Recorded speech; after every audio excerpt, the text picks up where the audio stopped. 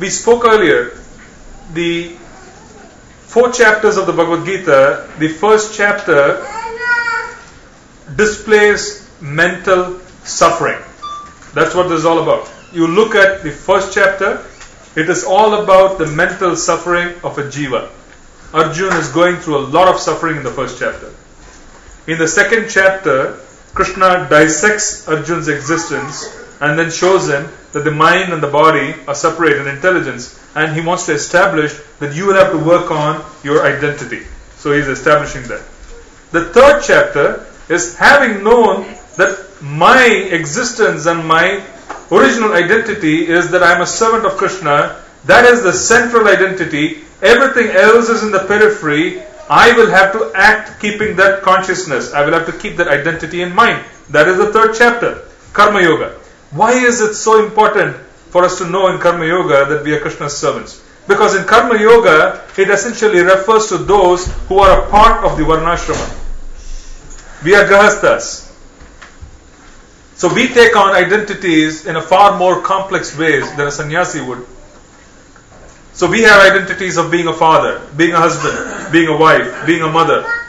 Right? We have the identity of sustaining ourselves by being a professional. These are the complexities of Karma Yoga. What is Karma Yoga? Karma Yoga is the activity that we perform in the activities in the buckets of eating, sleeping, mating and defending. You can put all of that in 4 buckets. But how do we perform the activities of eating, sleeping, mating and defending in a manner where Krishna is always in the center, where we do not take on and become absorbed in our other identities, which become a huge obstacle? The process of purification is keeping Krishna in the center while we eat, sleep, mate and defend. By doing so, the process of eating, sleeping, mating and defending become conducive for spiritual life as opposed to becoming an obstacle in itself. Otherwise it becomes an obstacle. Because imagine, Prabhupada was traveling over certain poverty-stricken countries, and the devotees were saying, when he was flying, oh, this country we should introduce Krishna consciousness. Prabhupada said, no, that should not be a strategy at this time. And devotees were quite surprised as to why would Prabhupada indicate that he does not want to introduce Krishna consciousness to a certain country. The retort of Prabhupada was, they are poverty-stricken. Since they are poverty-stricken, what will be the focus? The focus will constantly be, how can I eat? How can I sleep? How can I defend? In such a situation, it's extraordinarily difficult for someone to say that I'm going to keep Krishna in the center, even though I have difficulty of feeding my children. I have difficulty of putting a roof over my head. Very difficult. So the Grahastha ashram, or the process of Karma Yoga, is such that you are born in this world, you are conscious, you are not inert, you are conscious, so you have to act, but when you act, you accumulate reactions. The process of Karma Yoga is, how can you not accumulate reactions, but dovetail those activities in the favor of Krishna consciousness? That is the process of Karma Yoga in the 3rd chapter. In other words, Karma Yoga, the 3rd chapter of the Bhagavad Gita, is all about setting priorities. If you do not set priorities in your life as Grahasthas, material energy will overwhelm you. The first thing that we would want to do is have a plan. If you do not have a plan in how you're going to be spending your time, material energy will overwhelm you. Someone will do the planning. Either we do the planning or Maya will do the planning. That's the only choice. Someone will do the planning. Either you take control and say that this is how I'm going to be spending time tomorrow. An advanced devotee is extraordinarily conscious of time, because they understand that they are the property of Krishna and time belongs to Krishna. So, 3rd chapter of Karma Yoga is all about prioritizing in a manner where efficiently we can constantly keep Krishna right in the center while carrying out the process of eating, sleeping, mating, defending, because we are a part of material energy. It is all about prioritization, the 3rd chapter. Because if you have the wrong priorities, what is it called? What is it called? What is it called when we have the wrong priorities? Ignorance. But what is it called? Very good. Anartha. That which has no meaning has come into the center of my life. Krishna has moved out and something else has come to the center of my life where that particular entity has become the deity. I lack money. Money comes to the center and I start worshipping money. Because, I need money, I need money, I need money. It comes to the center and takes on deity form. Anartha. Krishna is not in the center. That which has no meaning should not be in our lives. How can we efficiently plan, prioritize and execute karma? That is Karma Yoga, 3rd chapter. If we fail in Anartha Nivarti, which is the 3rd chapter, there is no question of Nishtha being fixed in Krishna consciousness, which is the next level. Without being fixed in Krishna consciousness, one cannot make any progress. Figuring out the 3rd chapter is important, without which 4th chapter of the Bhagavad Gita, transcendental knowledge, will not come into our lives. Transcendental knowledge includes who we are, who is Krishna, and what is our relationship. Sambandha, Abhideya, Prayojana. All of that is a part of 4th chapter. Executing the 4th chapter properly, understanding who we are in finer details, requires proper execution of 3rd chapter, Karma Yoga. If you do not execute your karma properly, 3rd chapter, it will overwhelm you and you would not be able to reach the point of crossing the river of anarthas. Anartha nivrti will never take place. There will be pravrti. There will be increases of anartha. Imagine, you could be in any circumstance. We think that, this is a good career move. That career move, which is so good, can cause intense complications because our absorption in just executing the tasks that are a part of that particular employment will take away energy to such a level that we become that. Right? Some people have an identity. They are employees of a certain corporation. That is their identity. They do not have an identity beyond being employees of a certain corporation, which is a challenge. So this is the critical aspect that we have to learn. 3rd chapter. If you do not engage in proper karma yoga, if you do not plan, if you do not prioritize keeping the holy names in the center, take on jobs, do your job, get up, go to bed, do everything, thinking about how I can chant better. If you cannot do that, we will have problems. No question of 4th chapter, transcendental knowledge. It will not occur. Please understand it. It is very strategically arranged by Krishna. Very strategically arranged. Can you see how beautifully it has been arranged? And how beautifully the progress of devotional service is? There is Adho, Shraddha, Sadhu Sangha, Bhajana Kriya, then you have Anartha Nivrti, then you have Nishtha, and without being fixed, one cannot develop Ruchi, there is no taste, and without taste, one cannot develop attachment, Ashakti, and without attachment, one cannot develop emotions, Bhava. So the entire goal depends on how you're going to be planning your day. You need to know. You need to know what you're supposed to be tomorrow. And I was just reflecting on it.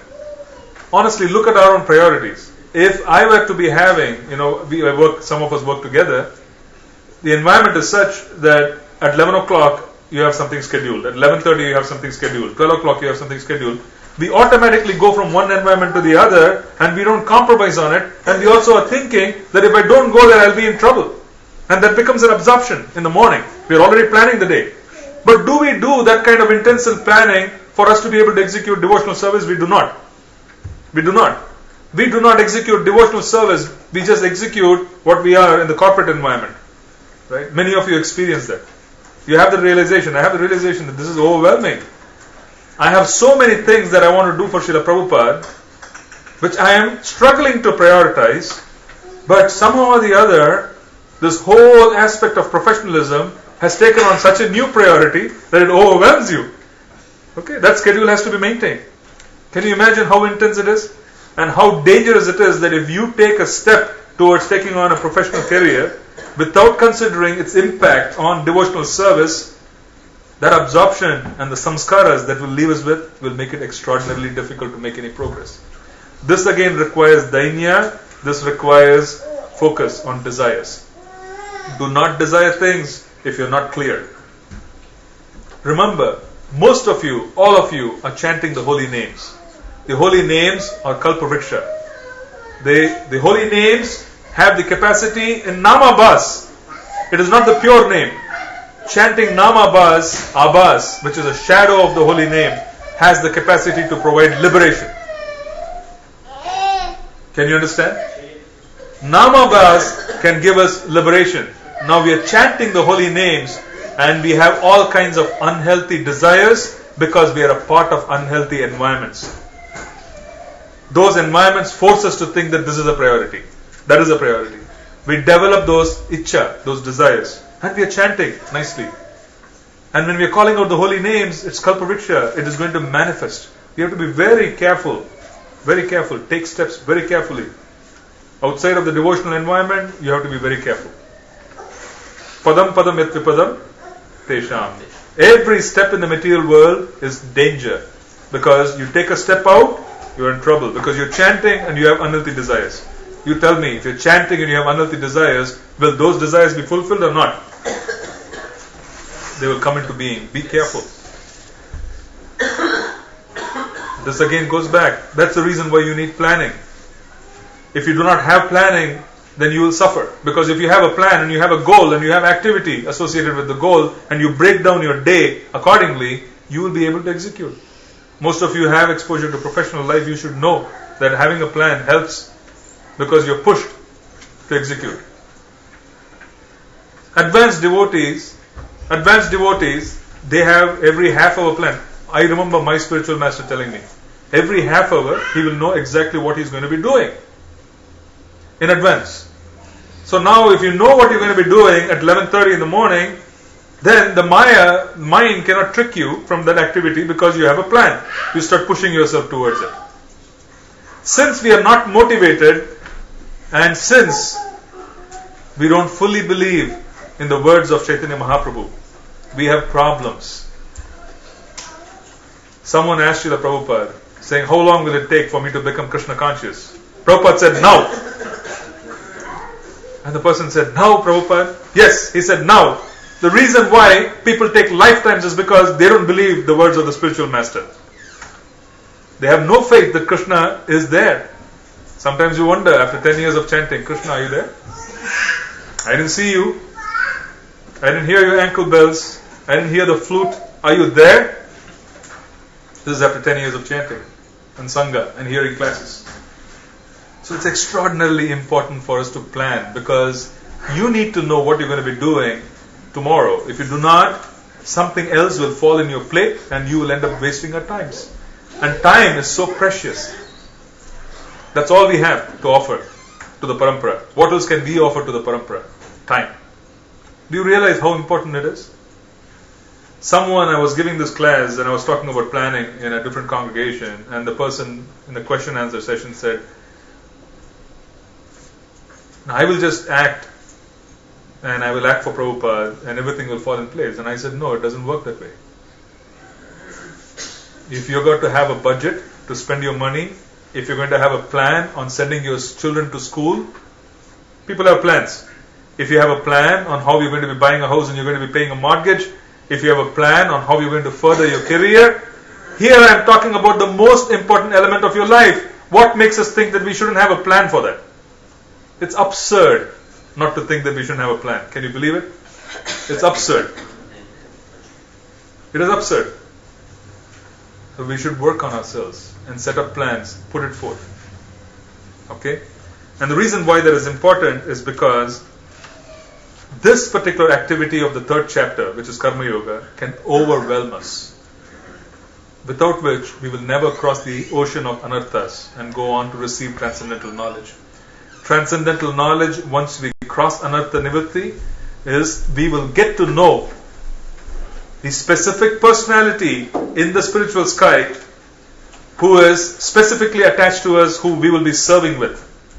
That personality would take on an even bigger life than Radha and Krishna. It is like when Guru Maharaj comes into your life, even the deities become insignificant in his presence because we are more attached to the Guru than we are even to Krishna, because he is the manifestation of Krishna. He comes into our life and becomes such a big force. It is like that. Anartha nivritti is complete. We would know specifically that personality. The actual word of Adav Shraddha starts there. That personality would look at us and would say, this person He is crying out and he or she wants to serve in my company. That personality from the spiritual sky will place a particle of their potency in our hearts.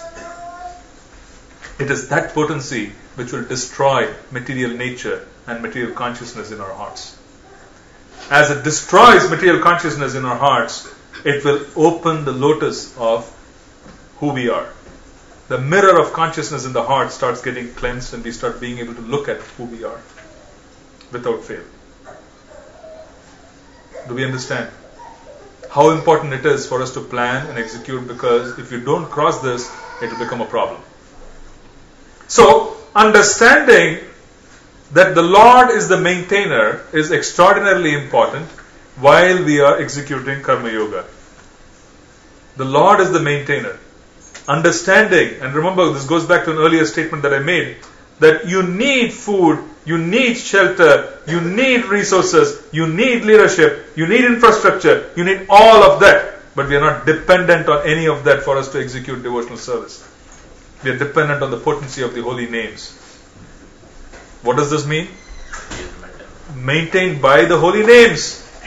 The more we focus on being able to chant nicely, the more everything else will fall in place. Who guides intelligence? Krishna guides intelligence. Krishna guides intelligence based on our desires. If we chant nicely, our desires would be healthy and Krishna would be able to guide intelligence properly. So it is the holy names which is protecting us. It is nothing else. Krishna is the maintainer. The holy names are the maintainer of our lives. It does not mean we neglect work. It does not mean we neglect our duties. It only means that we understand with the proper perspective that if any of the other identities that we have get challenged, we should not be stupefied. We should not be overwhelmed because Krishna is our maintainer. This goes back again to Dainya, accepting Krishna's plan and acting upon it with courage. Because being challenged and being overwhelmed is a part of material nature. Krishna is my maintainer. Krishna will maintain me. Krishna will take care of me. This confidence has to be there. And Krishna makes the statement in the 10th chapter, the Bhagavad Gita. He says very clearly, for those devotees who are surrendered unto me, I preserve what they have and carry what they lack. He says that. Krishna is making that promise. What does it mean? He is going to be looking at our consciousness and saying that for you to go on to the next level, this is what you need. He is going to provide that. For you to go on to the next level, this is what needs to be preserved. He is going to be preserving that. For you to go on to the next level, this needs to be taken away. He will take away that. This is the essence. This is the essence. Understanding that surrender essentially means that you need to be able to surrender to Krishna and be able to say that you are my maintainer, Krishna. This is important because if we think we are maintaining ourselves, the moment we lose a job, we would stop chanting, we would start focusing on getting a job. If we understand that Krishna, you are my maintainer, we would continue doing what we were doing even when we had a job and wait for Him to make arrangements for us, favorable arrangements. While it doesn't mean that you don't act, it means that you understand that your action itself is going to be driven by what Krishna is going to arrange. Okay? So now let's chant the song, Mataji, if you can.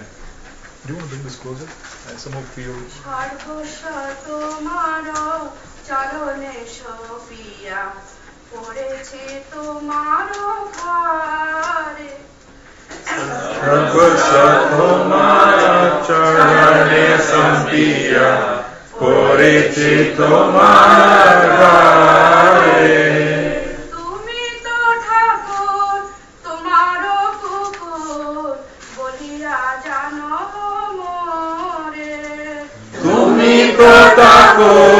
तुम्हारा कुकुर बोलिया जानाओ मोरे सर्वस्व तुम्हारो चरणे सपिया पड़ेছে তোমারো ঘরে सर्वस्व তোমার চরণে সপিয়া পড়েছে তোমার ঘরে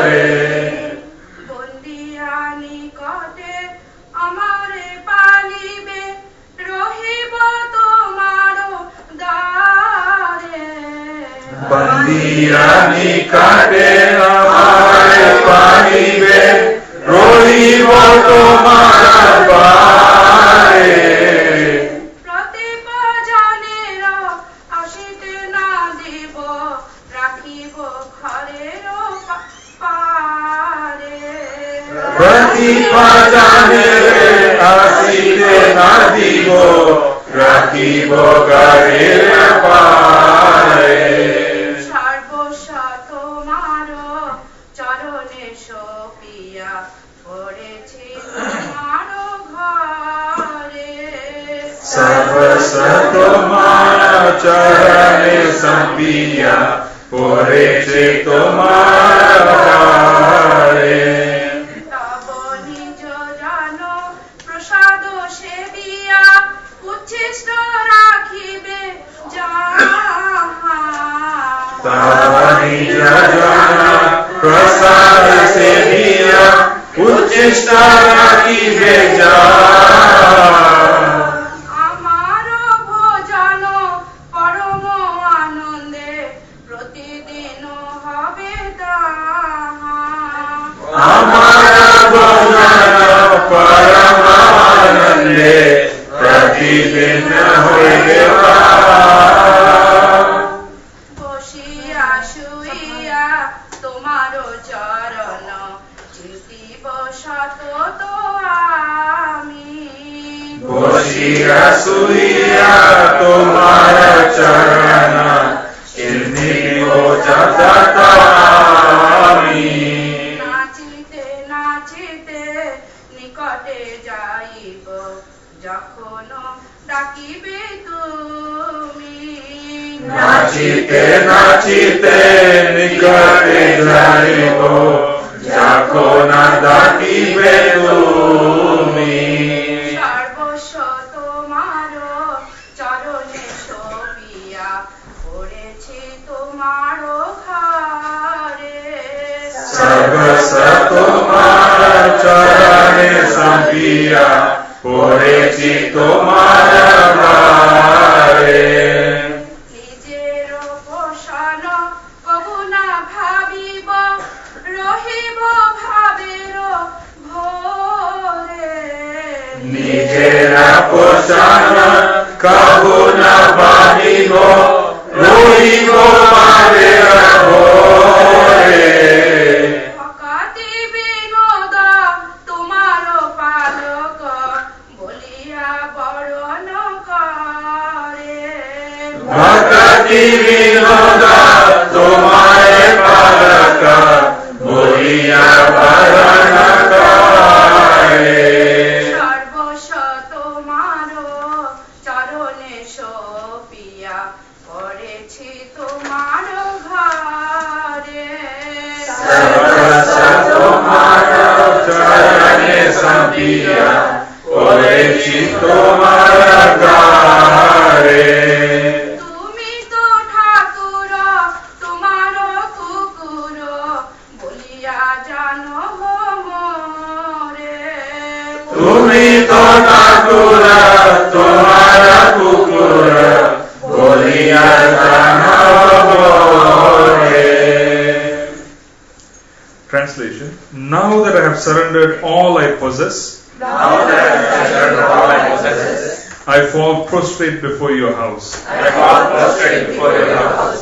You are the supreme Lord. You are the supreme Lord. Kindly consider me your household dog. Kindly consider me your household dog. Chain me nearby Chain me nearby, and maintain me as you will. and maintain me as you will. I shall remain at the doorstep I shall remain at the doorstep, and allow no enemies to enter your house. and allow no enemies to enter your house. I'll keep them at the bounds I will keep them at the bounds of the moat surrounding your home. of the moat surrounding your home. Whatever remnants your devotees leave behind, Whatever remnants your devotees leave behind, after honoring your prasada, after honoring your prasada, will be my daily sustenance. will be my daily sustenance. I will feast on those remnants with great ecstasy. I feast on the remnants with great ecstasy. While sitting up, While sitting up, while lying down, I I will constantly meditate on your lotus feet. will constantly meditate on your lotus feet. Whenever you call, Whenever I will immediately run to you I will immediately run to you and dance in rapture. and dance in rapture. I will never think of my own maintenance, I will never think of my own maintenance, but rather remain transported but rather remain transported by a multitude of ecstasies. by a multitude of ecstasies. Bhakti Vinoda Bhakti Vinoda accepts you accepts you as his only support. as his only support. What does this mean? It means that the boss, the economy, the job is not supporting me. It is Krishna who is supporting me, having that consciousness at all times. Right? And this whole poem is about being dependent on the master for maintenance, just as a dog would depend on the master. Right? It is fascinating to see. The dog would depend. And this is exactly the charita which you look at in terms of devotees. For example, in devotees who perform bhajan in Vrindavan, one of the things they want to experience is they want to experience this dependence on Krishna for maintenance. So for a Brahmana, it is said appropriately that the only food a Brahmana is supposed to eat, that which he receives in alms. So if he goes and he begs for alms and he gets alms, if he gets one handful, there is one handful for the entire family. 2 handfuls, it's 2 handfuls. Nothing, it's nothing. There's complete dependence on Krishna. That is the principle of Brahminical life which is being enunciated. The sadhus in Vrindavan, they also do madhukari. What is the meaning of madhu? Honey. Right? Madhukari is to engage in the activity as a bee would. Because a honey bee goes from one flower to the other, takes a little bit here and there. And then he satisfies himself. In a similar fashion, you have sadhus in Vrindavan, they go door to door. And they say at one particular time that you give me a roti. Right? I was there with Dinabandhu Prabhu in 2007. We were in Kamyavan in Vrindavan, and there was this slide. I just want to remember that there was a slide which Krishna and Balaram and all their friends used to play with. The Brajbasi children, they play in the same slide. It's really beautiful. It's carved in the rock, and it's a slide. And then the Brajbasi children, they come down, and then you have a small hole there. You can put some coins. They fight for it. It's good to see that. You can just put it, and then you will see them fighting for the coin.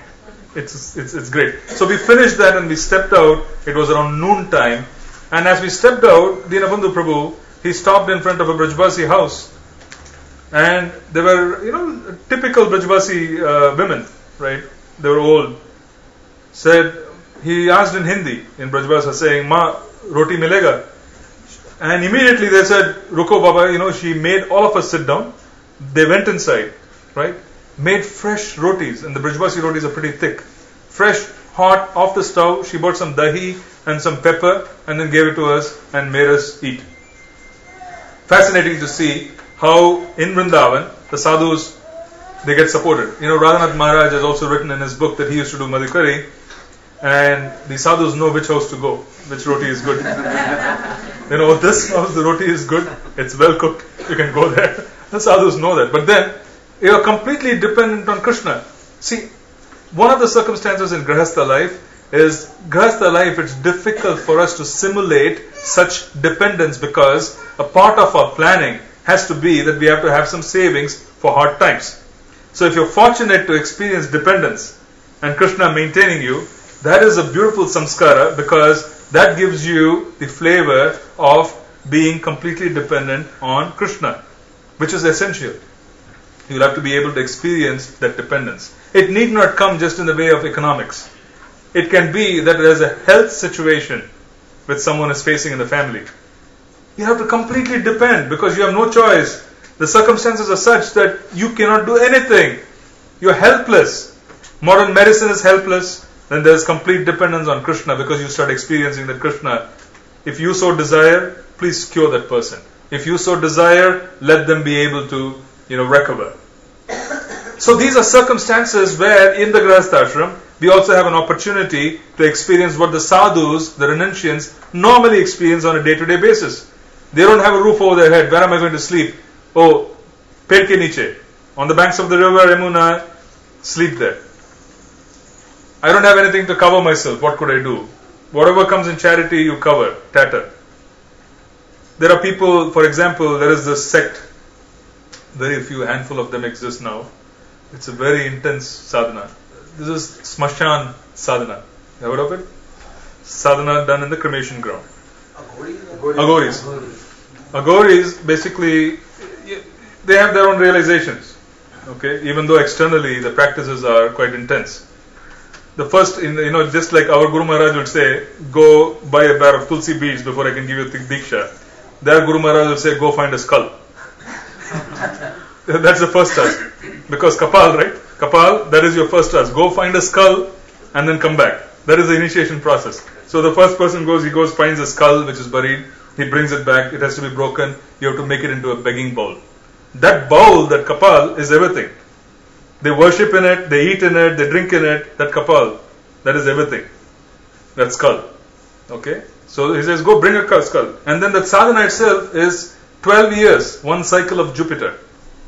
12 years in the Smashan Ghat. The sacrificial fire we open yajnas is that cremation fire. He has to take wood from that and start yajna. Intense sadhana. He has his own means of being able to understand. And what does he do? He gives up this whole process of body consciousness, but some people need to be there for them to understand that this is not your body. Some of us can chant Mahamantra, but some people have to be exposed to the cremation ground, constantly seeing the bodies burning, constantly seeing people lamenting, moaning, so on and so forth. They have to be there.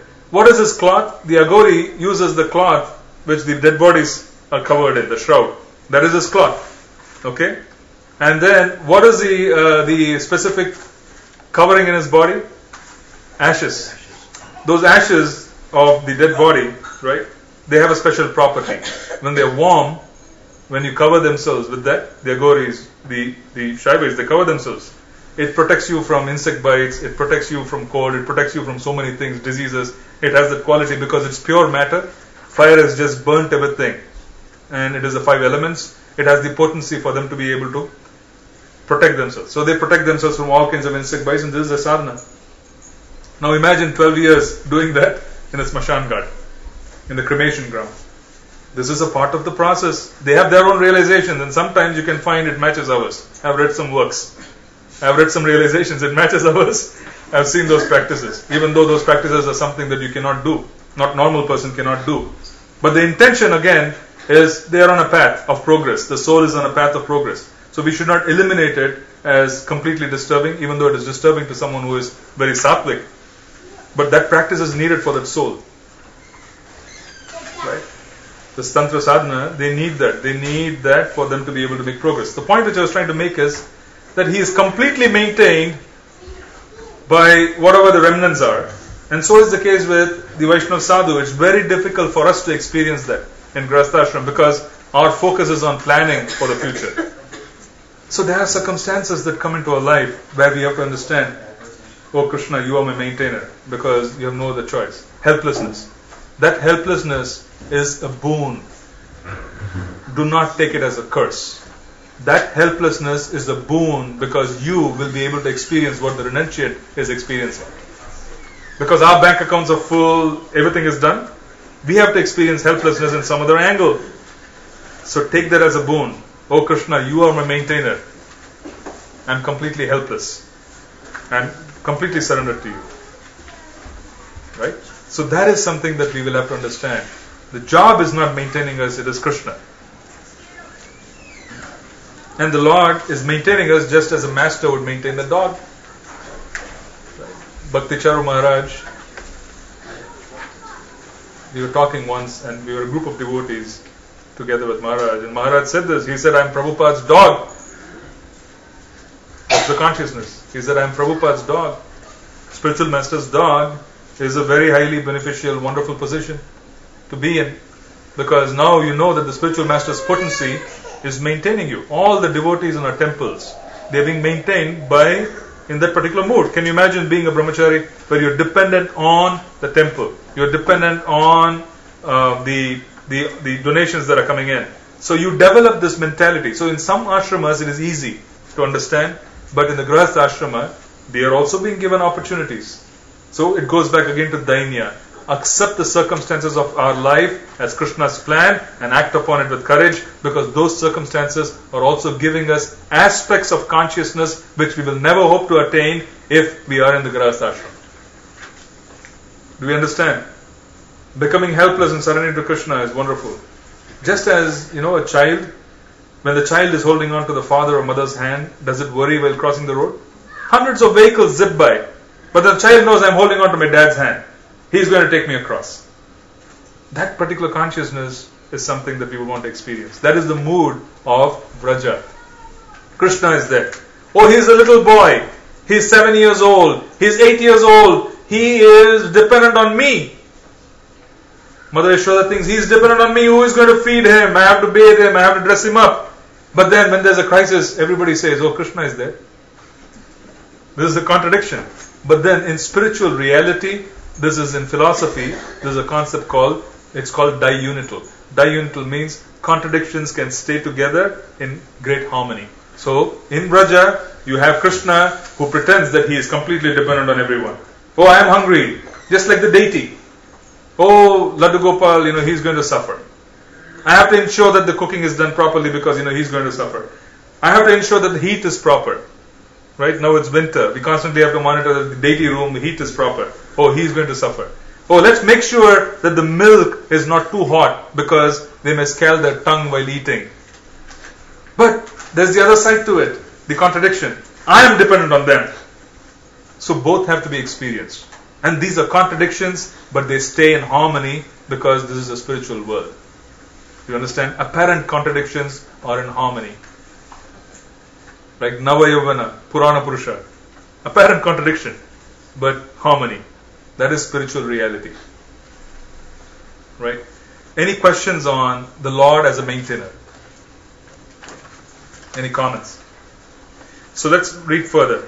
Whatever remnants your devotees leave behind after honoring your prasad will be my daily sustenance. I will feast on those remnants with great ecstasy. Now, this is something which Raghunath Das Goswami exemplified. One day, initially, he used to sit and people used to buy him prasad. He used to take from the prasad that comes to the house. Then he said, this is too much. Then he said, let me go and stand in front of the Jagannath Puri temple. Whoever gives me prasad alms, I'll take. But people were giving him, he was eating. He said, no, this is too much. This is too luxurious. He said, then let me go and then stay away, and if it comes by my way, I will eat. Even that was happening. He said, this is too much. Then he finally reached a point where what he used to do was, I have to eat the remnants of the devotees, and that is the wonderful thing. So he used to go to the rubbish dump where people throw their leaves and the stale prasad. He used to pick stale prasad, wash the rice, and then he used to eat. And Chaitanya Mahaprabhu heard this from Swarup Damodar Goswami. Mahaprabhu was very pleased because Raghunath Das Goswami was a billionaire. He was a child who grew up in intense luxury. He was a billionaire. In current terms, he was a billionaire. So he was very pleased with this attitude of Raghunath Das Goswami. So one day, Raghunath Das Goswami was eating that rice which was washed. Stale rice that was washed. Mahaprabhu just jumped and grabbed it saying, what are you eating? There must be something wonderful. I want to eat it. He just grabbed and he put some into his mouth. So typically, look at the potency of prasad. This is not something to imitate. We'll fall sick if you go and pick it up from a rubbish dump. Don't try and imitate Raghunath Das Goswami or Mahaprabhu. This is something where we want to understand it is possible. If I'm saying that I need 10 dishes to satisfy me, they are saying you can go eat from the rubbish dump and you can be satisfied. You think, oh, that is possible. I can continue my devotional service without having to worry about it. Gaur Kishore Das Babaji Maharaj, he never used to have a cooking fire. Sometimes he used to cut eggplant, put some salt, offer it, and then he used to eat it, and people used to see he's eating with great relish. He was not pretending. He was offered it, his Paramahamsa, he's eating. Now there was another incident. Raghunath Das Goswami used to drink 1 cup of chas, right? That was his meal. Afternoon, in a leaf cup, a devotee used to bring him charge, buttermilk, right? And he used to have that cup and that was his meal for the whole day, nothing else. One day, everybody heard Raghunath Das Goswami was sick. So Sanatan Goswami and Rupa Goswami sent a Vaidya, an Ayurvedic doctor, to his hut to check to see what was wrong. And they came out of the hut, the Ayurvedic doctor, and he said, he's sick, his stomach is aching because he ate too much sweet rice. Sanatan Goswami and Rupa Goswami said, impossible. He said he has 1 cup of buttermilk every day which someone else has to bring. Otherwise even that we will not have. How is it possible that he has had sweet rice? Because Raghunath Das Goswami, he was a Paramahamsa in Krishna Prema. Krishna Prema is such that you have the ability to touch Krishna. You can go to the spiritual sky, practically. The experiences are so profound outside the body, as much as it is while we're eating, right? Things touch our lips, touch our tongue, we experience taste, and we experience the symptom of something which is getting in the physical body. In Krishna Prema, at the highest level, one has the ability to transfer themselves to the spiritual plane. Raghunath Das Goswami had kheer in the spiritual world, in his bhajan, and he ate too much, and he was suffering from a tummy ache in the material world, right here in Vrindavan. So Krishna is the maintainer, because that is one. The second is that as we make advancement and we have become less and less body conscious, the focus does not become the body, so any disturbance to maintaining the body also becomes minuscule. It is not our focus. Oh, there are so many illnesses, so on and so forth. It doesn't mean we neglect our body, it doesn't mean we should not eat properly, we should surely take care of the body. All it means is, do not think that this is dependent. You are not dependent on this to sustain your spiritual life. If this is challenged, you still should be able to move on because you're dependent on the holy names. Krishna is our maintainer. The holy names are our maintainer. I will never think of my own maintenance, but rather remain transported by a multitude of ecstasies. Bhaktivinoda Thakur accepts you as his only support. Bhaktivinoda accepts you as his only support. So this is a quality of surrender. This is a quality of surrender where we understand that Krishna is my maintainer. If he wants to maintain, he can maintain. He can give a palace. If he wants to throw us in a hut because we need to be in a hut, so be it. Krishna is my maintainer. How he maintains is his problem. He is my maintainer. How the master maintains us is his problem. Why do we question? Can you imagine Srila Prabhupada, just before he came to the West, to start the most important mission of his life? Most important mission. He was gored by a bull on the path of Vrindavan. He was walking in Vrindavan. A bull gored him. And he was put in a hospital in Vrindavan for 2 months. Can you imagine a Vrindavan hospital for 2 months? For 2 months, Prabhupada, at the peak of his seva, where he was supposed to travel to the West, was put in a hospital. What would be the use of such circumstances for a pure devotee? The idea is that being in such circumstances prepared him for the uncertainties that were to be faced here in terms of environments. So that prepared him mentally for him to be able to come here and also to be able to experience that, okay, I can sleep here in an office, I can sleep in a place where there are drug addicts, I can eat and keep my bhoga in a fridge which has meat. This prepares him, you understand? It's a samskara. So now again this is Dainya, where Prabhupada accepted the circumstances as Krishna's plan, and then he becomes prepared and empowered for him to be able to come here and be able to do what needs to be done. It's important because those samskaras are very important for us to be able to handle material nature. His mission was that he was going to travel around the world, right? Before we travel, we make such intense arrangements. He did not. Right? He was completely dependent on Krishna, got into a ship with his few belongings, 1 cooker and 2 trunks of Srimad Bhagavatam and a few belongings, that's it. And then, how much? $7? And I don't know how many rupees, whatever. 40 rupees and $7 and whatever the case may be. Who would travel like that? This is a symptom of surrender. Krishna is my maintainer. Can any of us travel? We cannot. We will say, oh, my credit card has to be good. The bank account in India has to be full of money. And then, there has to be money in my belt, money in the bag, all over. And then we would get into a plane saying, okay, if I lose that, this is there. If I lose this, this is there. I don't want to take any chances. But then Prabhupada gets into a boat at the age of 70. You become more vulnerable as you age. Because the body is frail. It gives you signals that there's trouble. But that's Prabhupada. So I'm just giving you examples from our acharyas on maintenance. Krishna is my maintainer. He will take care of me. Prabhupada used to say, I'm never alone. My Guru Maharaj is always with me. Let's go on to the next one. Avasya Rakhibe Krishna. Vishwasa Palana. Faith in Krishna as a protector.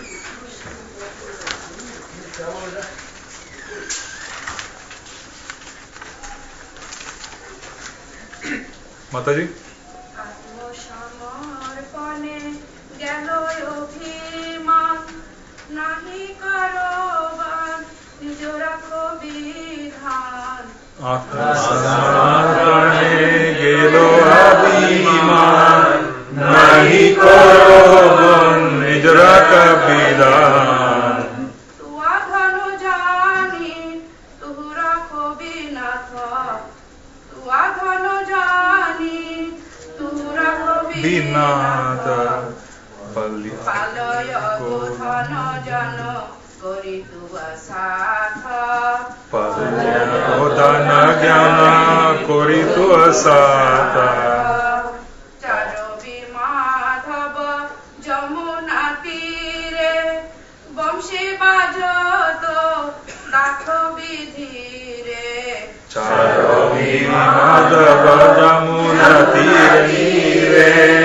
Banshi বাজাওত দেখো বিধীরে অভাবক মারত রাখো বিধান কার বিষাদা তুহু গোকুল কান আগবথ মারত রাখো বিধান করো বিষাদা তুহুন গোকুল কান রাখো কার বিতুহু নিশ্চয় জানি পান কার বান হাম যমুনা পানি করো বিতুহু নিশ্চয় জানি পান করো নাম যমুনা পানি কালিয় ধোখা কর বিবিনাশ সাধবী নদী জল বার বিয়াস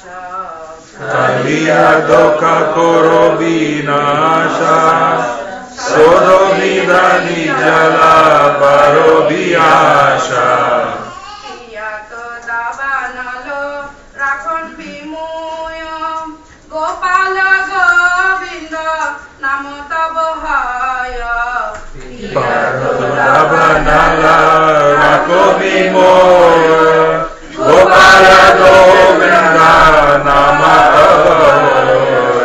সুরপতি দুর্মতি নাশ বিচারি রাখ বিবসনে গিরিভর ধারি সুরপতি দুর্মতি নাশ বিচারি রাখো বিবসনে গিরিবরধারি চতুরানা করব যাব করি রাখো কর এই মুঝে Gokul Hari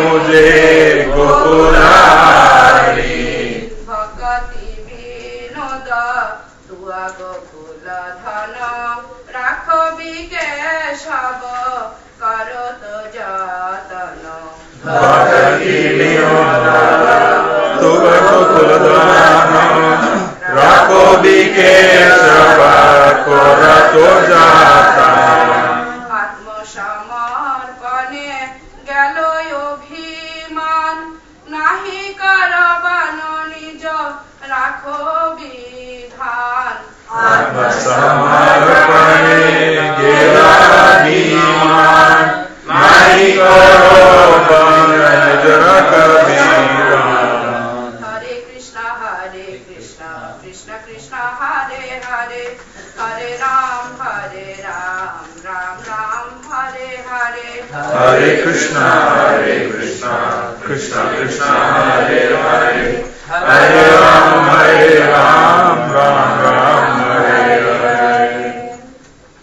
So, translation, surrendering to you, Surrendering to you, lifted from me the burden of false pride. lifted from me the burden of false pride. No longer will I try No longer will I try to secure my own well-being. to secure my own well-being. O Lord, O Lord, I am confident of your protection. I am confident of your protection. For, For, like one of your cows or calves, like one of your cows or calves, I am your treasured property. I am the treasured property. O Madhava, O Madhava, I see you leading your herds I see you leading your herds to pasture to pasture on the banks of the Yamuna. on the banks of the Yamuna. You call to them by gently playing your flute, You guard them by gently playing your flute, by slaying giant demons by slaying giant demons, such as Aga such as Aga and Baka. and Baka. You will always provide full protection. You will always provide protection. O Gokulakana, O Gokulakana, fearless and confident of your protection, fearless and confident of your protection, I will drink the water of the Yamuna. I will drink the water of the Yamuna. The Kaliya serpent's venom The Kaliya serpent's venom poison the Yamuna's waters, poison the Yamuna's water. yet that poison will not act. Yet that poison will not act. You will purify the Yamuna, You will purify the Yamuna, and by such heroic deeds when the deeds enhance our faith. enhance our faith. You who are called Govinda and Gopala You who are called Govinda and Gopala will surely protect me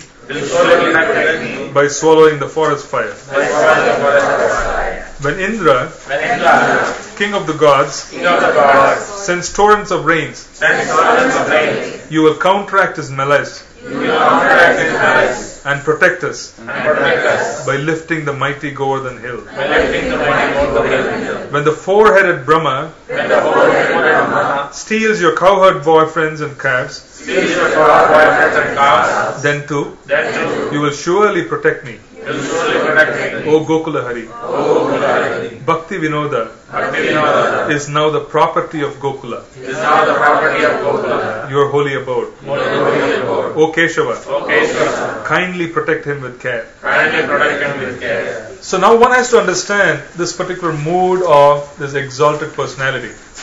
Is Bhaktivinoda Thakur writing in fear? He's not. See, the mood of being protected by Krishna is an experience.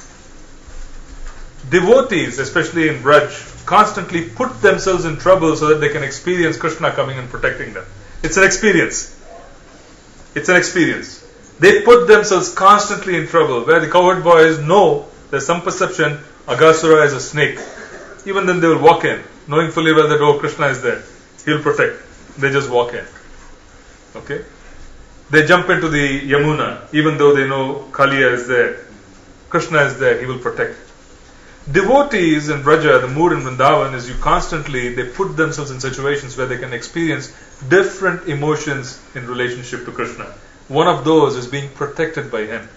So Bhaktivinoda Thakur is writing that in the mood of one of the residents of Braja. He is not in fear, but he is writing it in the mood of one of the residents of Braja. Now imagine their mood. A 7-year-old boy is lifting a hill on the little pinky of his left hand.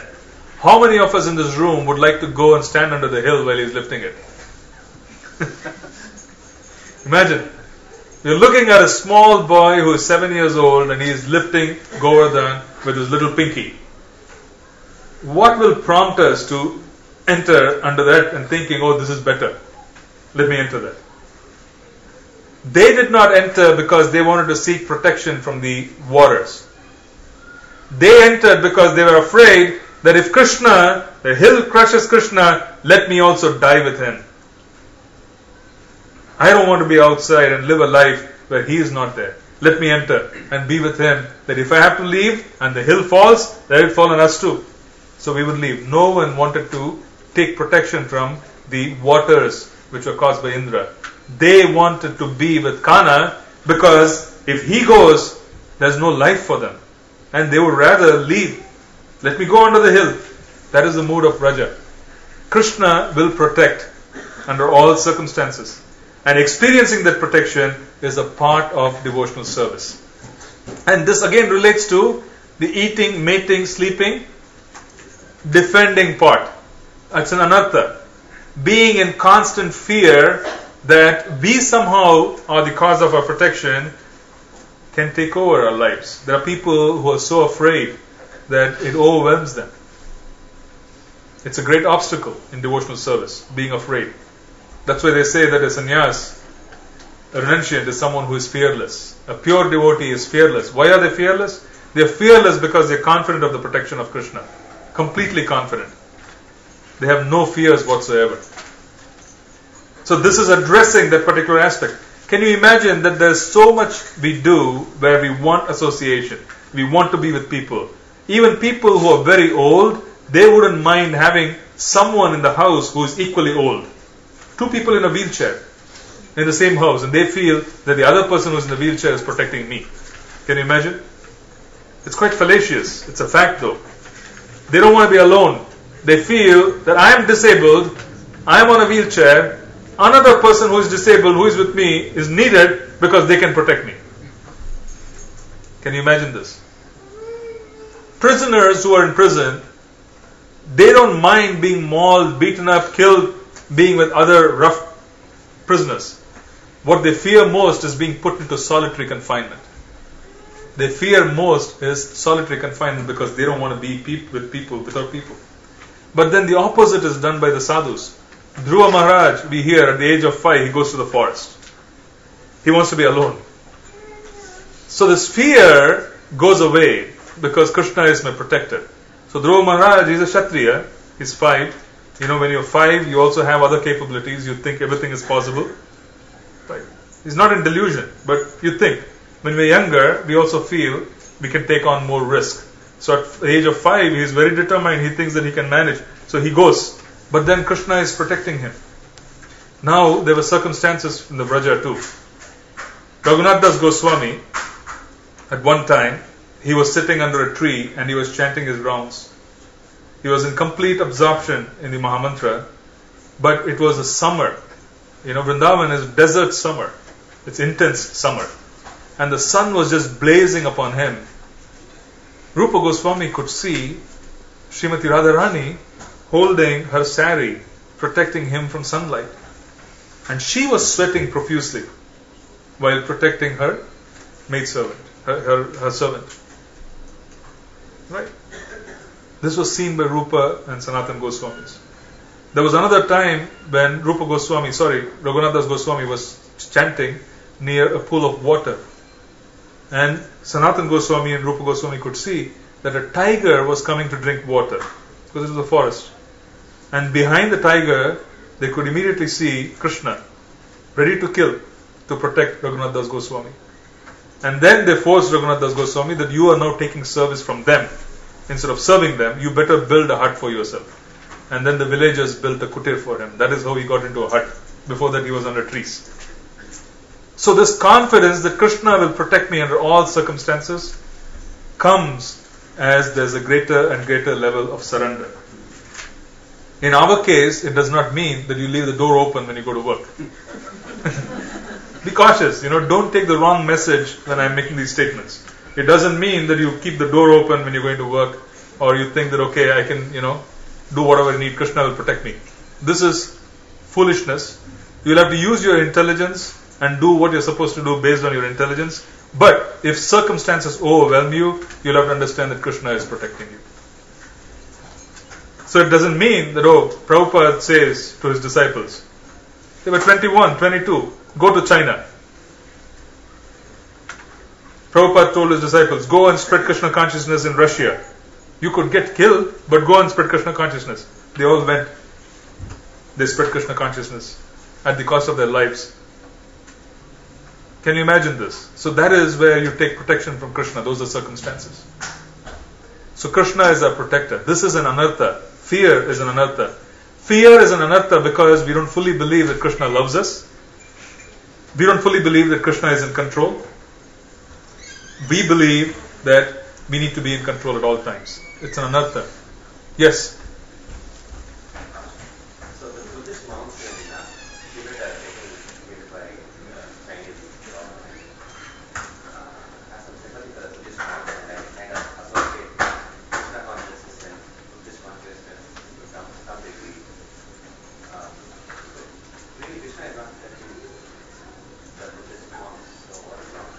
you do not want to say that Krishna is not protecting the Buddhist monks, right? The idea is that even in South India, going back over the centuries, in the 10th century, there were circumstances where there were invasions by the Muslims. When there were invasions by the Muslims, and what used to happen was these invasions would mean a few things. The Srirangam temple, everybody knows. Ramanujacharya, while he was in the Srirangam temple, there was an invasion by, I think, Alauddin Khilji or one of those Muslim invaders, from Persia. And he was coming straight down to Deccan, he was coming down to Srirangam.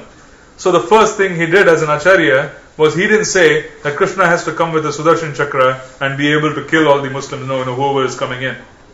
They made arrangements. He took the deity, dug a hole, buried the deity so the deity should not be affected. They took all the paraphernalia and ensured that it is well protected. The acharyas and the books and the scriptures were taken to Melkote in Karnataka because they wanted to ensure that it doesn't get affected. So these are practical arrangements that have to be made by the devotees. So was the case with, for example, Aurangzeb demolishing the temples in Vrindavan, persecuting devotees. These are circumstances of material energy. Destruction occurs in material energy. It's a fact of life. One cannot expect that. The Pandavas lost their children. Krishna was always with them. They lost their children because someone could come and slay. Abhimanyu was Krishna's nephew. He lost his life on the battlefield. So we cannot question saying Krishna is not protecting. The idea is that we understand Krishna is always protecting, but the circumstances are such that whatever is required will happen. We have had devotees lose their life. And I'm telling you, advanced devotees, very advanced devotees have lost their life in preaching missions. In Africa, we had Mother Haladini. Mother Haladini lost her life in Sierra Leone or one of those African countries. She was actually an exalted personality. She was not an ordinary personality. And she didn't go at the beginning of a devotional service. She was assassinated toward the end. We had Kuresha, the disciple of Ramanujacharya. His eyesight was lost, where the Chola king who wanted him to convert to Shaivism took his eyes out because he refused to convert to Shaivism. So this persecution is a part of material energy. So we do not want to pick instances saying Krishna is not protecting. Krishna will protect as the circumstances are needed. But we also have our karma to deal with. So the Buddhist monks, they have their karma to deal with. It's a part of material energy. Some religious practices get completely submerged over a period of time because they may not be relevant, they may not be able to do the job. You understand? So there might be some parts of religion which get completely submerged. There will be some others which come force. These are all a part of the long-term strategy. So we'll have to understand it from a different perspective. We should not look at it saying, something happened to me, it should not have happened, Krishna should have done his job. Krishna is doing his job. He is allowing things to happen based on what is required for the soul to move forward. So our circumstance should be very different. Yeah. I'm very confused whether God exists in the sense that he has invented the concept of God to make ourselves more comfortable with the rest of the nature of what it is. Have you seen God, or how far in the devotional line do you have to go where somebody has said, yes, has seen God? Very simply, have faith in the scriptures and the words of the Guru. Guru and scriptures are very clear. Srila Prabhupada has written the scriptures. He has written and ensured very clearly that this is the truth. Based on the faith of a person, Shraddha, faith. Based on the faith of a person and the spiritual clarity, things would be revealed.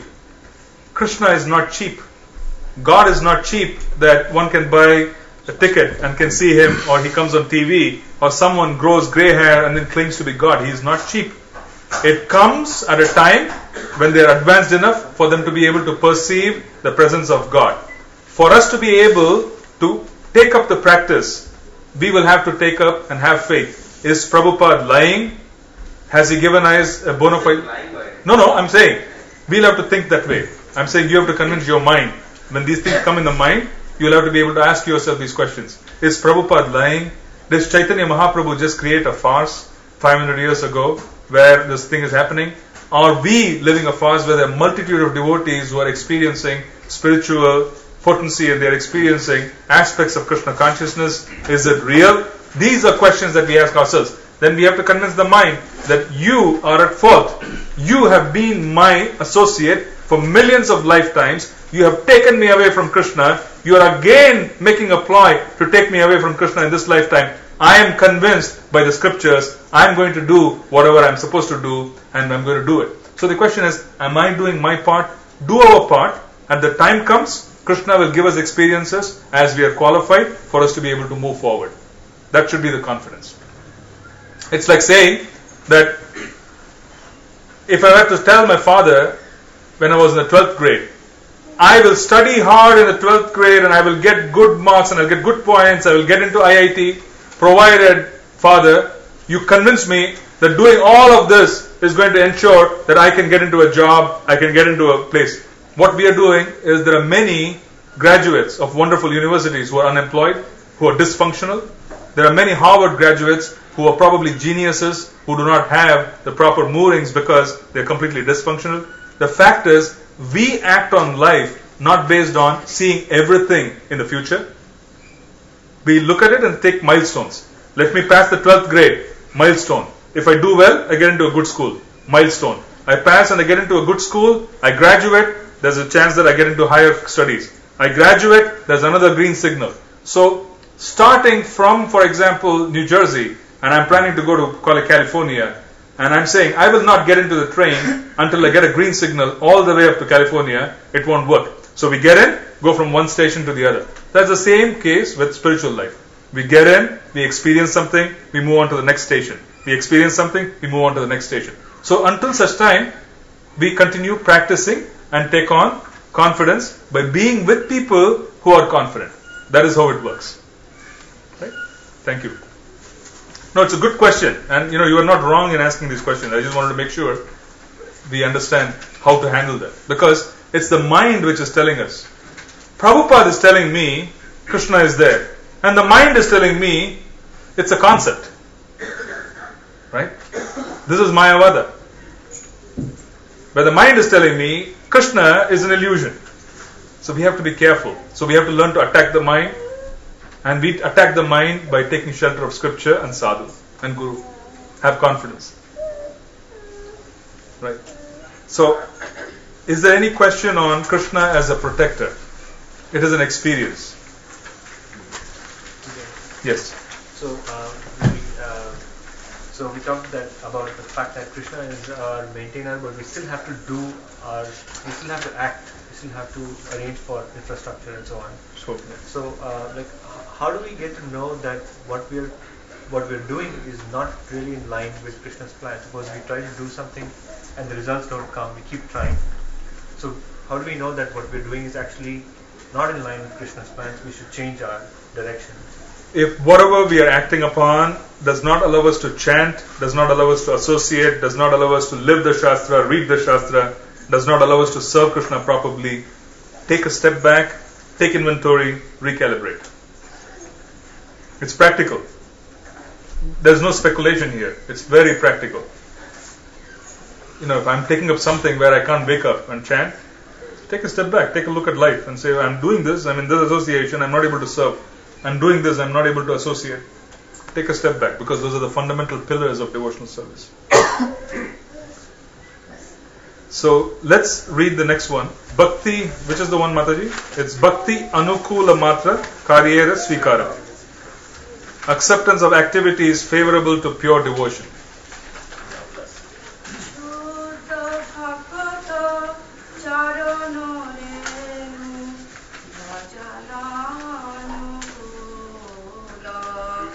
Shuddha Bhaktata Charanenu Vajananukula Bhakta Sheva Paramo Shiti Premaloti Karamula Bhakta Seva Paramasiddhi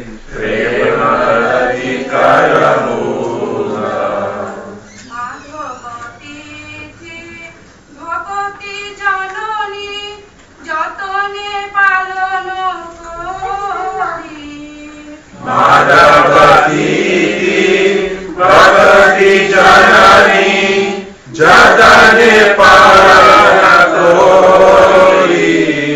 Krishna বসতি বসতি বলি পরম আদরে বলি Krishna Basati Basati Boli Paramadare Boli Gour আমারো যে সব স্থানে করালো ভ্রমণ রঙ্গে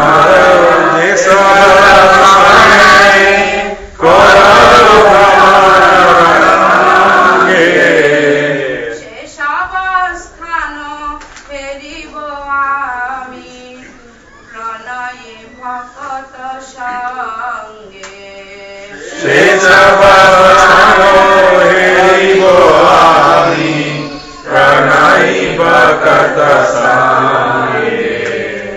মৃদঙ্গ বাদ্য শুনিতে মন অবসর সব যাচ্ছে Sunite mano Avasara Savajache গৌরবিহিত কীর্তন শুনি আনন্দে হৃদয় নাচে Gaurita Kirana Suni Ananda Hridayo Nache যুগল মূরতি দেখিয়া মোরা পরম আনন্দ হয় Jugala Murti Dekhiya Mora Paramanda প্রসাদ সেবা করিতে হয় সকল প্রপঞ্চে যায় Prasada Seva Korite Hoya Sakala Prapancha Jaya যেদিন গৃহে ভজন দেখি গৃহেতে গোলক Gaya Jedina Grihe Bhajana Dekhi Grihete Gola Bhaya চরণ সিন্ধু দেখিয়া গঙ্গা সুখ না সীমা পায় Charana Sindhu Dekhiya Ganga Sukhana Sima Paya তুলসী দেখি জুড়ায় প্রাণ মাধব তুষানি জানি Tulasi Dekhi Juraya Prana Madhava Tosani Jani Gour প্রিয় সাধ সেবনে জীবন সার্থক মানি Gaura Priya Sakasavane Jivana Sapatamani ভক্তি বিনোদ কৃষ্ণ ভজনে অনুকূল পায় যাহা Bhakti Vinoda Krishna Bhajane Anukula প্রতি দিবসে পরম সুখে স্বীকার করয়ে তাহা Prodidase Parama Sukhe Svikara Karayeta শুদ্ধ ভকত চরণ রেণু ভজন অনুকূল Shuddha Bhakata Charana Renu Bhajana Anukula Hare Krishna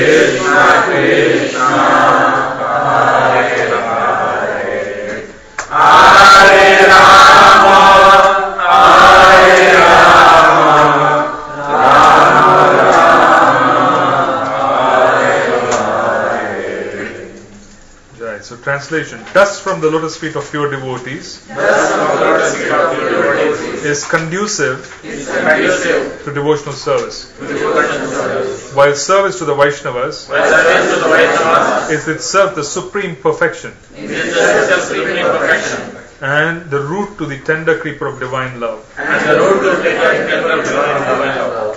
So, we have heard many instances in the scriptures where service to the devotees is exactly how one makes progress. In fact, in the descent of Bhagirathi, who is Bhagirathi? Ganga Devi. Because Bhagirath was the one who prompted her to descend, so she's called Bhagirathi. It is said in the purport that she asked a question saying, if I'm going to be washing away all the sins of those who are going to immerse themselves in my waters, how will those sins disperse? And then the Lord answers to her saying that when my pure devotees have a bath in the waters of the Ganga, the load which is left behind would disperse. So you can imagine, Tirthasthala, Dham, is specifically potent because you have potent personalities who have chanted there. I gave you the example of Surabhi Kunj, where we chanted and we found that even red ants were not biting. They went against their nature because of the potency of the place is such that it can transform your nature, because there are people there who have done sadhana and they have chanted the pure name. So when we go to a dham, there are places which are so potent, and so is the case with the river Ganges, because we normally come in touch with Ganges in the dham, where the pure devotees have taken, they had their bath. So when we have a bath in the same waters, in the remnants, we get purified. If the body, washing the body of the pure devotee purifies the Ganga, can you imagine how pure and how important it is to have their Sangha? Because there's immense potency and vibrations created in places where there is intense sadhana. And those places are Tirthastalis. That's the reason why you notice in our movement we have special places where Prabhupada has chanted, Prabhupada has stayed. There's this house in Gitanagari, very special. That's where he first stayed when he came, for 2 or 3 days. And when you enter that house, there is a special potency in that house. Even now. He was there. So he stayed there. So there's special potency.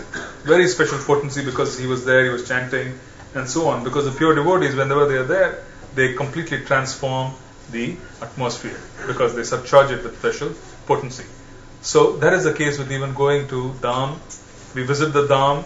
We visit the Dham because we get to associate with the potency which exists. So let's read the next one. I observe with great care the holy. Yeah, go ahead. I observe with great care the holy days, like Ekadasi and Janmashtami, for they are the mother of devotion. As my dwelling place, I choose with greatest of reverence and love the transcendental abode of Sri Krishna. So, this is something which is again special. Ekadasi, Janmashtami, Gaur Purnima, Nrsimha Chaturdasi. See, especially the appearance, disappearance days of our acharyas. If one observes it and immerses themselves in the personality, there are special blessings available on that particular day. Do not ever discount it. That is the reason why the acharyas have strategically kept that. See, purely from, let us say, from an astrological Vedic point of view, fasting on Ekadasi can completely rid one of all anger-related issues. It can rid one of all intoxicated problems. So if you know someone who is having serious problems of intoxication, they are not able to give up addictions, force them to fast on Ekadasis. It would help them. It is a potency. Now, that potency is such, this is purely from a mundane perspective, but the potency is such that is the day dedicated to Lord Hari. And fasting on that particular day allows us to render service. But remember, I said fasting on that day allows us to render service. If fasting on that day does not allow us to render service, stop fasting, feast, and go out and serve. That's the principle. We would want to be careful. We don't want to say that I have to fast, because I am fasting I cannot serve. Bhaktisiddhanta Saraswati Thakur, he found 2 brahmacharis in the ashram once, and it was Ekadasi.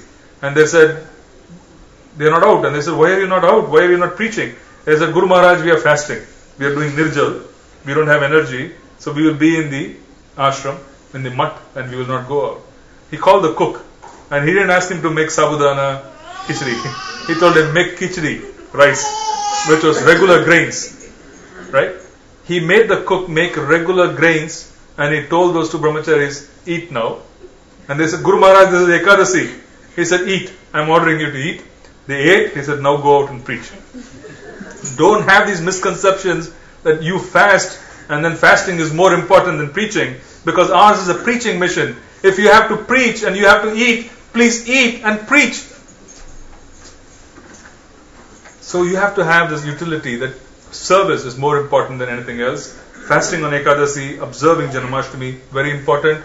If you're going to be serving on Ekadasi, serving on Janmashtami, and it requires energy and you need to ingest, go ahead and eat. Because serving is more important than anything else. So our movement is very practical. We are not caught up in religion. Please understand that. Ours is a very practical movement. Our acharyas have led by example. They have not given us philosophical points. They have led by examples. Can you imagine? Amazing. It allows me to chant. So Bhakti Gokishore Das Babaji Maharaj, he goes and sits in a toilet. But then we are told, don't take the beads into the restroom. If it is going to allow him to chant, he goes in. My spiritual master, he was persecuted in Eastern Europe. The KGB, the GRU, those agencies, they used to be after him because he was distributing Krishna conscious literature. And the only time he used to hide from them in the toilets of trains in Eastern Europe. He used to lock the door and be in the train. He used to chant 48, 50, 60 rounds, 70 rounds, because people used to keep knocking. They used to think the door is broken. They used to move on. Can you imagine living like that? Can you imagine doing that as a service? He made a mention once in New Vrindavan.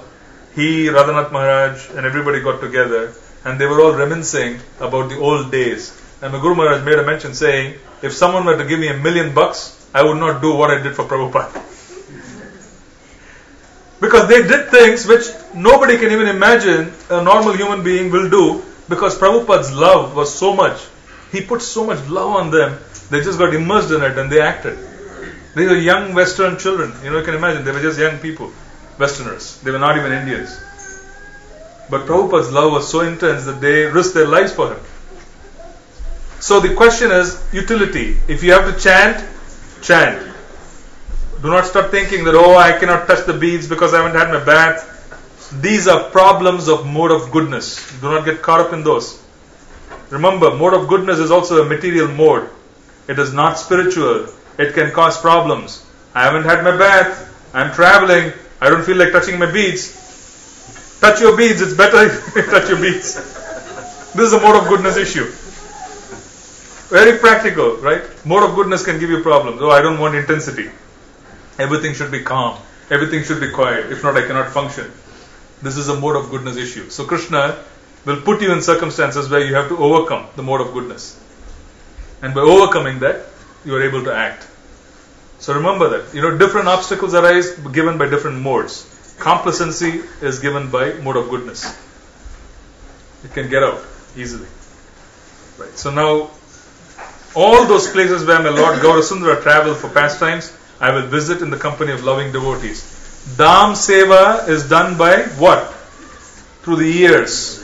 You do not do Dham Seva through the eyes. You don't see the Dham, you hear the Dham. You walk, you go with devotees, they speak, and then you see. Because we don't have the ability to see. So Dham Seva is done. And this is extraordinarily important because there are potencies available in the Dham which can bless us. This is Dham Seva. My mind always begs for the opportunity to hear the music of the Mridanga. Upon hearing the kind of kirtana ordained by Lord Gaurasundara, my heart dances in ecstasy. This is a great blessing. If your throat is parched, if you're very thirsty, how much will you appreciate water? Forget about juice. It cannot satisfy you. Water can satisfy you if you're completely parched and thirsty. Similarly, sometimes life can become so intense, right? That intensity allows us to be able to focus on our spiritual identity of being a servant of Krishna. At that time, the mridanga, the hitting of the mridanga would be so ecstatic that is unimaginable. I experienced some mercy back in the late 90s. I was having huge problems at work. I used to hate the days where I used to go to work in New York, and then in the evening I used to carry the bag, and it used to be so difficult to just come back home. One day I remember it was just before the New York Rath Yatra, and my mind was extraordinarily in pain, but the pain forced me to focus on my identity of being Krishna's servant. So I was just completely like saying that this is frustrated with what was being offered, and what was being offered by Prabhupada was so wonderful. And I was walking on, I think it was close to 6th Avenue or wherever, the subway, and I heard mridanga, because it was Jagannath Rath Yatra, 2 days, and before that, devotees go on Nagar Sankirtan.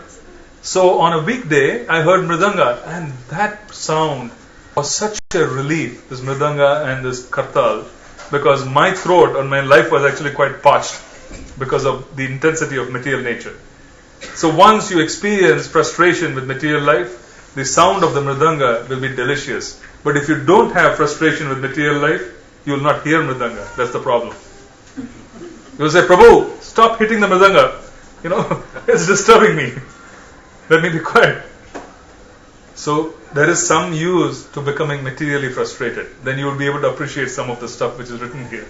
Where you can experience, mridanga was so wonderful. Kartal, so wonderful. My Guru Maharaj used to say, because he never used to have the opportunity to be with devotees, he used to just cherish the association of devotees. He used to cherish looking at a deity. But if you keep looking at a deity, you take it so lightly. Right? You keep looking at the deity, you become contemptuous, because familiarity breeds contempt. You become contemptuous of association of devotees. You become contemptuous of deities. Everything.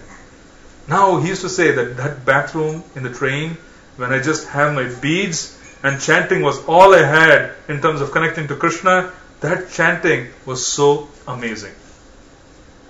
Because that is all you have. Remember, it was so amazing. These are his words, his realization. Everything was taken away, and he's put in a toilet, and he's given a bead bag. Experience Krishna. Oh, this is so amazing. This is so amazing. And outside they're ready to kill you. They're knocking on the door to kill you. Oh, the chanting is so relishable. This is the mood of Prahlad Maharaj. Oh, so much intensity outside. Oh, let me meditate on the lotus feet of the Lord. He was a Shanta Bhakta. He used to meditate. So, beholding the deity forms of the divine couple of Sri Sri Radha Krishna, I feel the greatest joy. By honoring the Lord's prasada, I conquer over all worldly illusions. Devotees, pay attention to this line. By honoring the Lord's prasada, I conquer over all worldly illusions. Can you imagine how potent that statement is coming from the Acharya, that eating prasad, you conquer the worldly illusions? How important is the practice of eating prasad? How important it is to avoid non-prasad? Which otherwise means that if you eat non-prasad, you are completely immersed in all the worldly illusions. Which is the opposite. Why wouldn't it be true? Pay attention to this prasadam business. Isn't it amazing that we are constantly being convinced that you have to eat? What kind of nonsense is this? And we eat prasad, and prasad is normally far more elaborate. Right, Prabhu? I think in the last 4 or 5 years, Jayaprakash Prabhu has cooked more than he did in his whole lifetime. He came into the Sangha, I remember, in 2004 or 5? 2005, I remember he came with his family one day to the Edison Center, and then he never stopped cooking. The whole family is cooking now. Right? No choice. So it's constant service. Because if you like to serve, Krishna says, here, cook. And imagine, all our acharyas are saying, they're saying, you can be given the highest treasure, which is Krishna Prema, if you just eat wonderful prasadam. And we have problems with that. I just told you what the Agori has to do to go from one stage to the other. Put yourself in the shoes of an Agori who is sitting in the Smashan Ghat looking at the funeral pyre and then offering sacrifices and mantras into the funeral pyre. And here, opposite, we are being asked to eat nice prasadam. I have a problem with that service. I have a problem with chanting the holy names. I have a problem with associating with good people. Incredible. What excuse can we have? Prabhuji, when you were eating vegetarian salad, which is reasonably well maintained, it could not be. I'm sorry? Eating salads okay when you're out. See, we have to be a little practical. There could be challenges. If I do not make an attempt to honor prasadam while I'm at home, I do not make an attempt to take prasadam while I'm not put into circumstances which can be challenging, then I have lost my case. On the other hand, I try my very best to eat prasadam at most times, but I'm put into circumstances because of the nature of the workplace that I'm in. I'm just giving an example, where I may have to partake on some salad or something just to maintain some etiquette, social etiquette or whatever.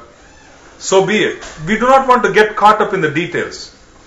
Right? I remember long back in the early 90s in Mangalarti, there was one devotee who was asking a question. I still remember this because it was quite ridiculous. The question was, you have to attend Mangalarti because Mangalarti is extraordinarily important for you. And we used to attend every day, those days.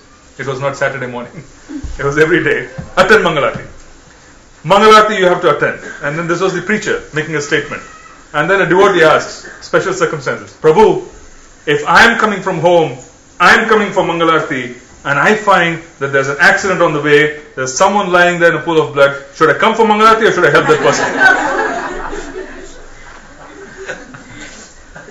How many days of Mangalarti do you find an accident and you find the person lying there, and why would you want to just walk and come? Help the person. Help the person who is lying on the road, call the police, do whatever you're supposed to do, and then get to Mangalarti a little later because that's one day. But can that be an excuse for devotional service? It cannot be. So special circumstances are not something that we want to focus on. We want to look at everyday life and be able to set around a certain schedule for everyday life. In preaching, for instance, I can give you examples. Even my spiritual master in Africa, he used to influence leadership at the prime minister, president level, at those levels. And sometimes they used to hold banquets in his honor. Those banquets, they used to be cooked very carefully. It used to be 100% vegetarian, but you cannot really, quote unquote, call them prasad. Because the circumstances are such that, it's a palace, the presidential palace. There's a certain arrangement which is being made. So to honor the person who is giving you the feast, you may have to partake on some foodstuff. Now he is a sannyasi, right?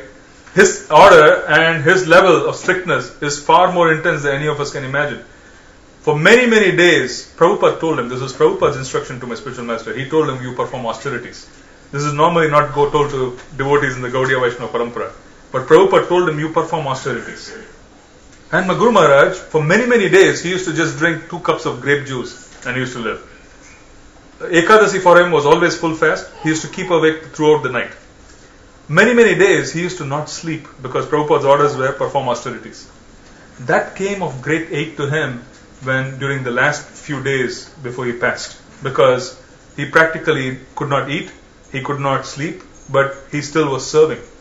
1 week before he left, he was still serving. So the point which I'm trying to make here is, utility is the principle. We do not want to create exceptions and start looking at what will happen if I do that. But we want to look at our life in general and say, I want to be sincere.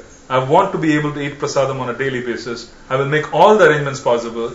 But Krishna, you are my maintainer. But if there are circumstances which go beyond, we'll accept it. So that should be our attitude.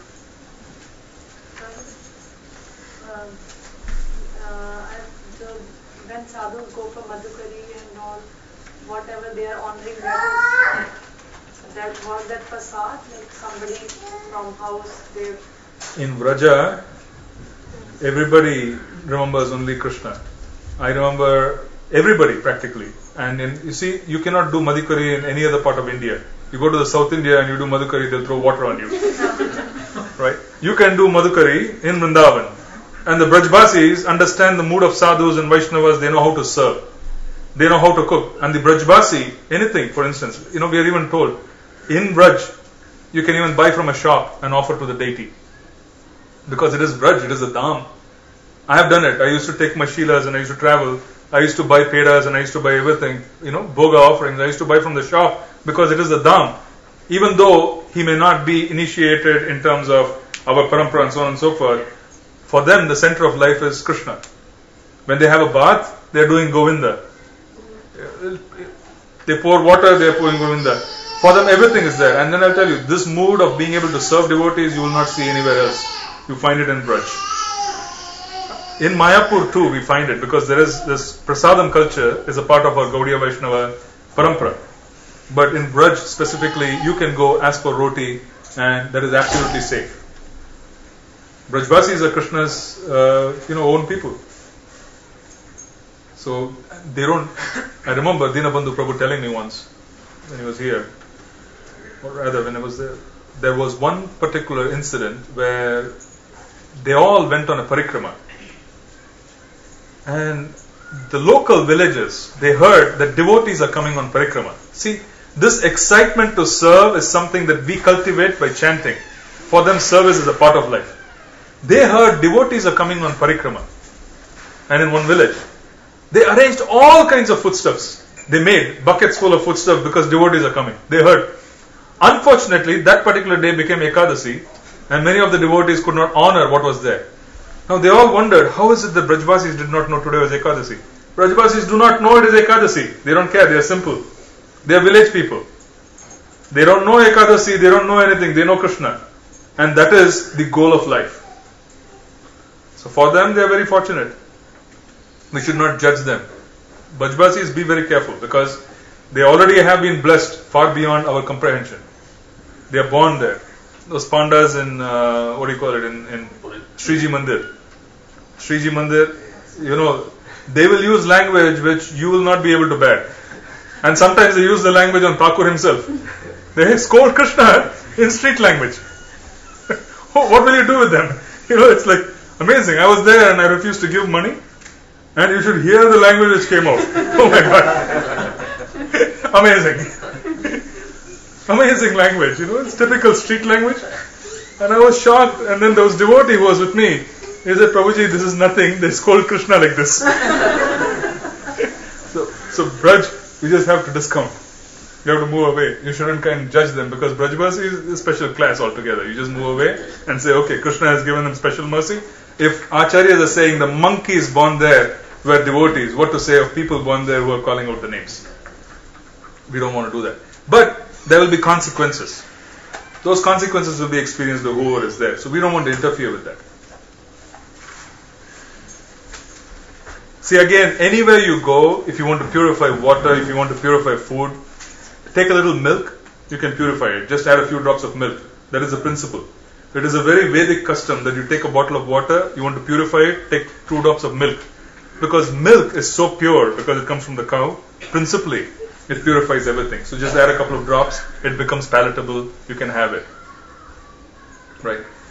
One of the other strategies that you can do is avoid grains. Make your own arrangements for roti and chawal, because that's where the sinful reactions are plenty. The vegetables are somewhat light, so you can have vegetables.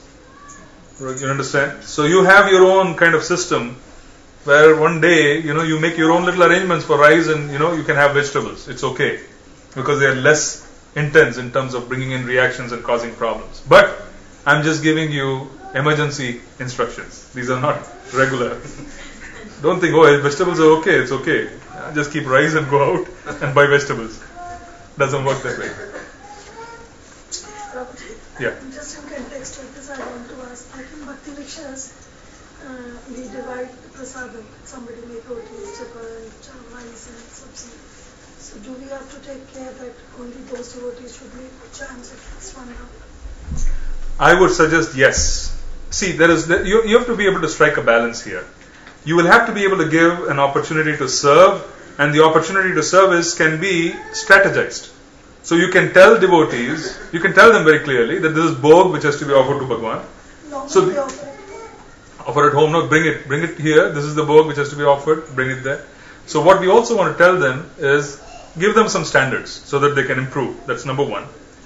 Number 2, we also want to strategize that if they were not chanting and they don't follow proper standards at home, they can still contribute by bringing some fruits. They can contribute by less intense items. You don't need to ask them to prepare puris and rice and so on and so forth. but because they serve, it also helps. It helps them if they serve. So you'll have to, kind of think about it. Goloka Vrindavan appears in my home whenever I see the worship and service of Lord Hari taking place there. When I see the Ganges, that river of nectar emanating from the lotus feet of the Lord, my happiness knows no bounds. Goloka Vrindavan appears in my home whenever I see the worship and services of Lord Hari taking place there. See, this is the Thakur's vision. This vision is obtained at very advanced stages of devotional services, where everywhere they would be able to see Goloka Vrindavan. See, his vision has been so purified that his vision cannot be impaired by material energy. He is cutting through all the layers of material energy and he is able to see what is happening in Goloka, which is very different. Goloka Vrindavan appears in my home. Surabhi Kunj, again I talked about potency. Surabhi Kunj is the grove of Ananga Manjari. Very special. Bhaktivinoda Thakur is very specifically attracted to the service of Srimati Ananga Manjari, who is the sister of Srimati Radhika, who consorts with Balaram. She's bad. She appears as Janava Devi in Gaur Leela. So that is her place, and that's the reason why there's such intensity where he talks about Nityananda Ram starting his service there, because Nityananda Ram is the consort or husband of Janava Devi. He starts everything there. So it's a very, very special place. So from a spiritual perspective, Navadvip materially is what we see physically as being 300 kilometers from Calcutta. But from a spiritual perspective, all of spirituality, all of entire Vrindavan, Goloka Vrindavan, is situated on different petals of Navadvip Dham. One who has a vision of being able to perceive, they would be able to see the details. And in Navadvip Bhavataranga, Srila Bhaktivinoda Thakur describes the entire Navadvip Dham in detail. Fascinating. Where in Navadvip, he is seeing Krishna, non-different from Vrindavan. See, when you go to the Dham, be very careful. Be careful with desires, be careful with how you are approaching the Dham. We can come back with blessings, or we may come back with problems. Material life could become even more intense, because this is really the spiritual world. Nityananda Prabhu is telling Jiva Goswami, both spiritual and material are together. How? There is a thin film of material nature that is covering the spiritual planet. Those who want to see that can see that. Those who want to see spirituality can see spirituality. The sight of the holy Tulasi tree soothes my soul, for I know she gives pleasure to Lord Krishna. By honoring Sak, a great favorite of Lord Chaitanya's, I consider life worthwhile. See, looking at Tulasi is a great blessing. Just looking at her, looking at Tulasi is a great blessing. This is Vrindavan, not different from Vrindavan.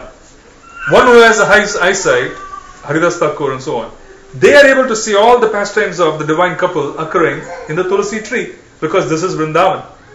She is non-different. Vrindavaneshwari, right? Srimati Radharani has handed over Vrindavan to her. This is your grub. So she is in charge. Just having her association, looking at her, chanting in front of her is extraordinarily potent. Don't think you're alone. If you're chanting alone at home, sit next to Tulsi. You have exalted association. Whatever Bhakti Vinoda obtains that is conducive for the service of Sri Krishna, he accepts every day with greatest joy. Whatever is conducive, I will accept with greatest joy, even if it is pain. Okay? So let us go on to the next one, because we are running out of time. We'll spend another, maybe, it's already 5 o'clock. I was expecting to go home early at 2:30. But it's okay. We meet after such a long time. We will chant this, and then there's one last song. We should be done. 5:30 we'll close up. Mataji?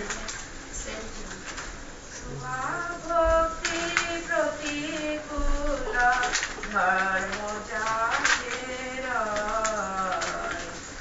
Tuvapati pratikula dharma jatera.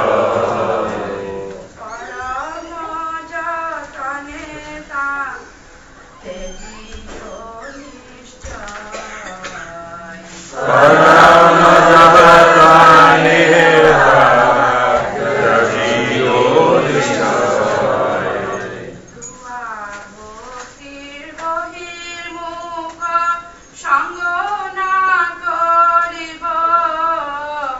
Tuvapati bahirmukha sangana koribo.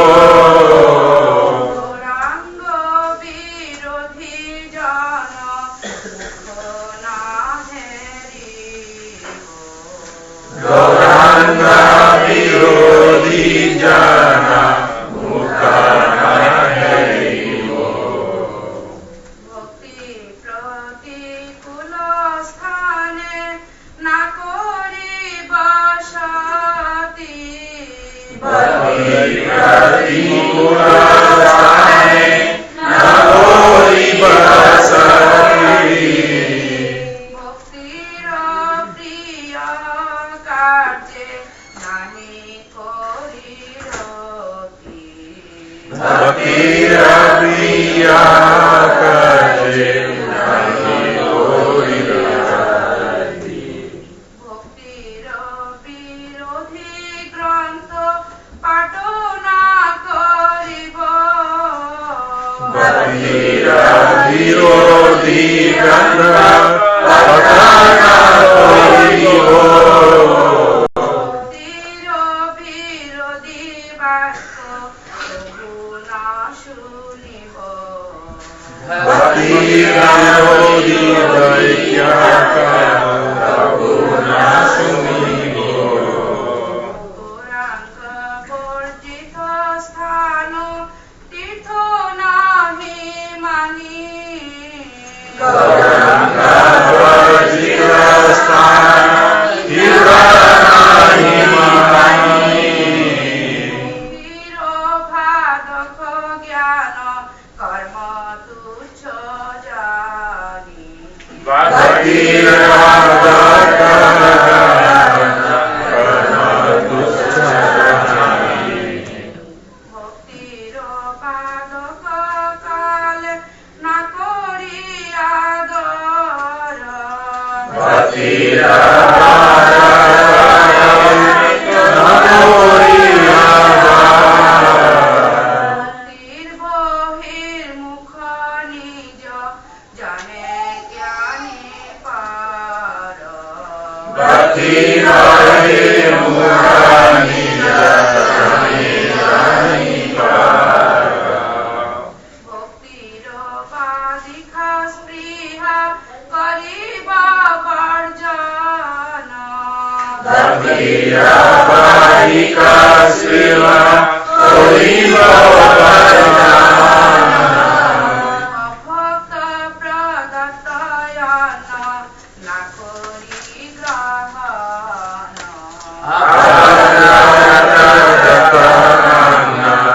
করি গ্রহণ যাহা কিছু ভক্তি প্রতিকূল বলি জানি Bhakti pratikula boli jani. যে জীব যতনে তাহা এ নিশ্চয় জানি Jaivo jatane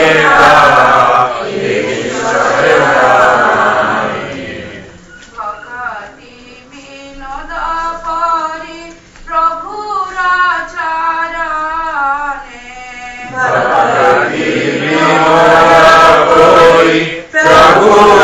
চরণে মাঙ্গায়ে শাকতি প্রতি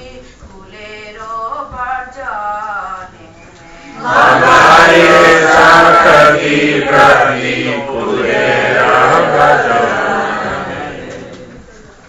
I vow to abandon without compromise all actions contrary to your devotional service. I vow to abandon without compromise all actions contrary to your devotional service. I will keep company with no one opposed to devotional service, I will keep company with no one opposed to devotional service, nor even look at the face of a person inimical towards Lord Gauranga. nor even look at the face of a person inimical toward Lord Gauranga.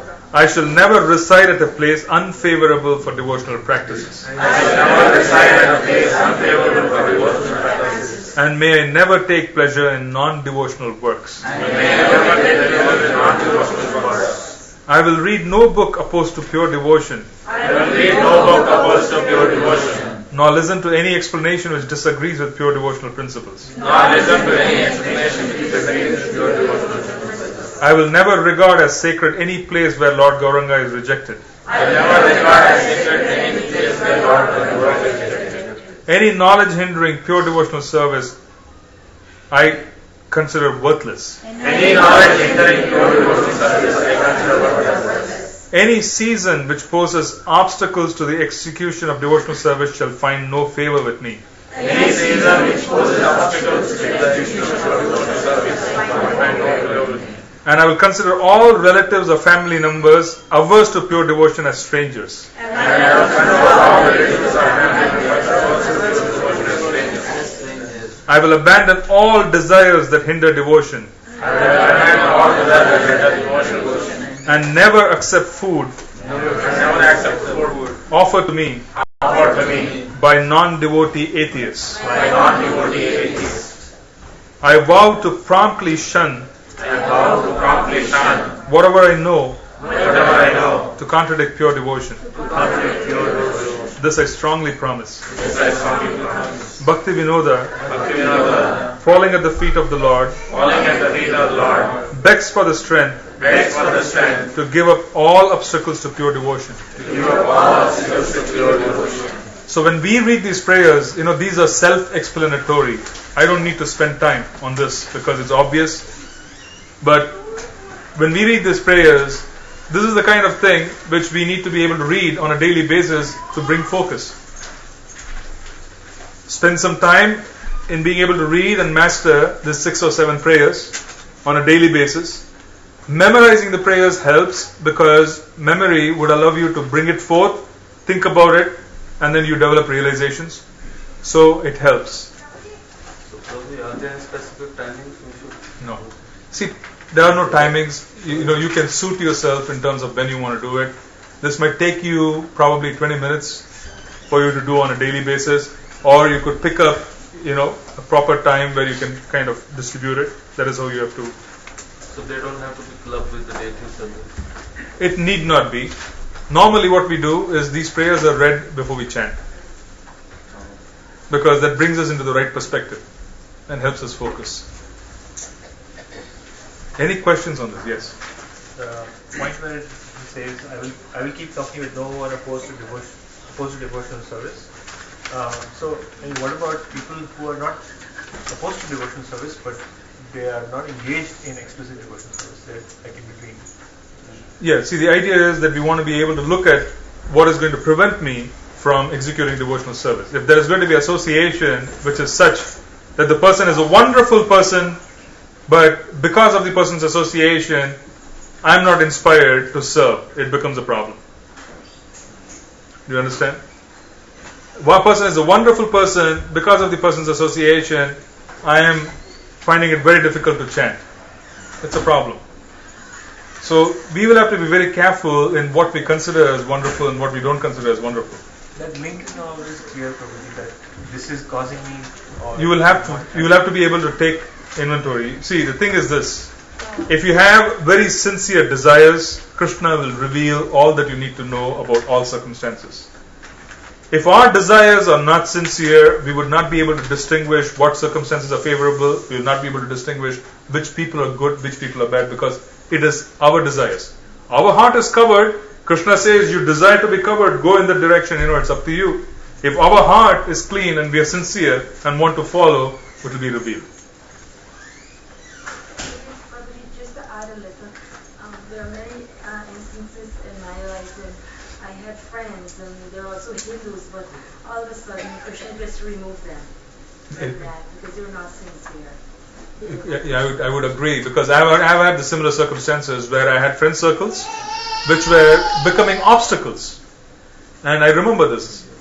I remember this because I remember reaching a point of frustration where I prayed to Lord Nrsingadev for protection so that I would be able to continue my devotional service.